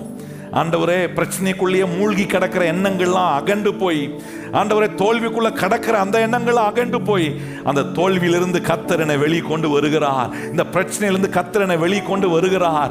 இது எப்படி ஆயிடுச்சு? இது கர்த்தராலே எனக்கு ஆனது என்று சொல்லுகிற சாட்சிகள் எங்களுடைய வாழ்க்கையில் உண்டாக ஆவியானவரே அப்படிப்பட்ட அற்புதமான ஜீவிய மாற்றங்கள் ஆண்டவரே ஒவ்வொரு நபருக்குள்ளே உண்டாகட்டும். அப்பா, இங்க இருக்கிறவர்கள், இந்த இணையதளத்தின் மூலமா கேட்டுக்கொண்டிருக்கிறவர்கள், வார நாட்களில் கேட்கிற அநேக மக்களுக்குள்ள இப்படிப்பட்ட நல்ல மாற்றங்கள் ஆண்டவரே, கழுகுகளை போல சட்டைகளை அடித்து ஆண்டவரே நாங்கள் எழும்புகிற, பிரகாசிப்பிக்கிற, உயர பறக்குகிற அனுபவங்கள் எல்லாம் எங்களுக்கு நீ தந்து எங்களை வழி நடத்தும். கேட்ட ஒவ்வொரு வார்த்தையின்படி நாங்கள் செய்ய, இஷ்டம் போல செயல்படாம ஆவியானவரே நீர் எங்களுக்கு கேட்க பண்ணின சத்திய வசனத்துக்கு எங்களை முழுமையாய் கீழ்ப்படி ஒப்பு கொடுக்கிறோம். எங்களை தொடர்ந்து ஆசீர்வதியும். உடைய பிள்ளைகள் படைக்க இருக்கிற காணிக்கை, தசம பாகம் எல்லாவற்றையும் நீர் நிறைவாய் ஆசீர்வதித்து நன்மைக்கு எதுவாய் உடைய பிள்ளைகளை நடத்தும். உடைய பிள்ளைகள் செய்ய இருக்கிற எல்லா பிரயாணம் எல்லாவற்றிலும் கர்த்தருடைய கிருபை உடைய பிள்ளைகளை தாங்கி நடத்தட்டும். எல்லா கன மகிமை துதி உமக்கே தருகிறோம். ஏற்றுக்கொள்ளும் மகிமை அடையும். இயேசு கிறிஸ்துவின் அன்புள்ள நாமத்தில் வேண்டி ஜெபம் செய்கிறோம் எங்கள் பரிசுத்தமுள்ள நல்ல பிதாவே, ஆமென். இப்பொழுது நம்முடைய கர்த்தராகிய இயேசு கிறிஸ்துவினுடைய கிருபையும் பிதாவாகிய தேவனுடைய அன்பும் பரிசுத்த ஆவியானவருடைய அந்யோன்ய ஐக்கியமும் இன்றும் என்றும் சதா காலங்களும் நம் அனைவரோடும் நிலைத்திருப்பதாக. ஆமென். எல்லாரும் இணைந்து சொல்லுவோம். என் ஆத்துமாவே கர்த்தரை ஸ்தோத்திரி, என் முழு உள்ளமே பரிசுத்த நாமத்தை ஸ்தோத்திரி. என் ஆத்துமாவே கர்த்தரை ஸ்தோத்திரி, கர்த்தர் செய்த சகல உபகாரங்களையும் மறவாதே. ஆமென்.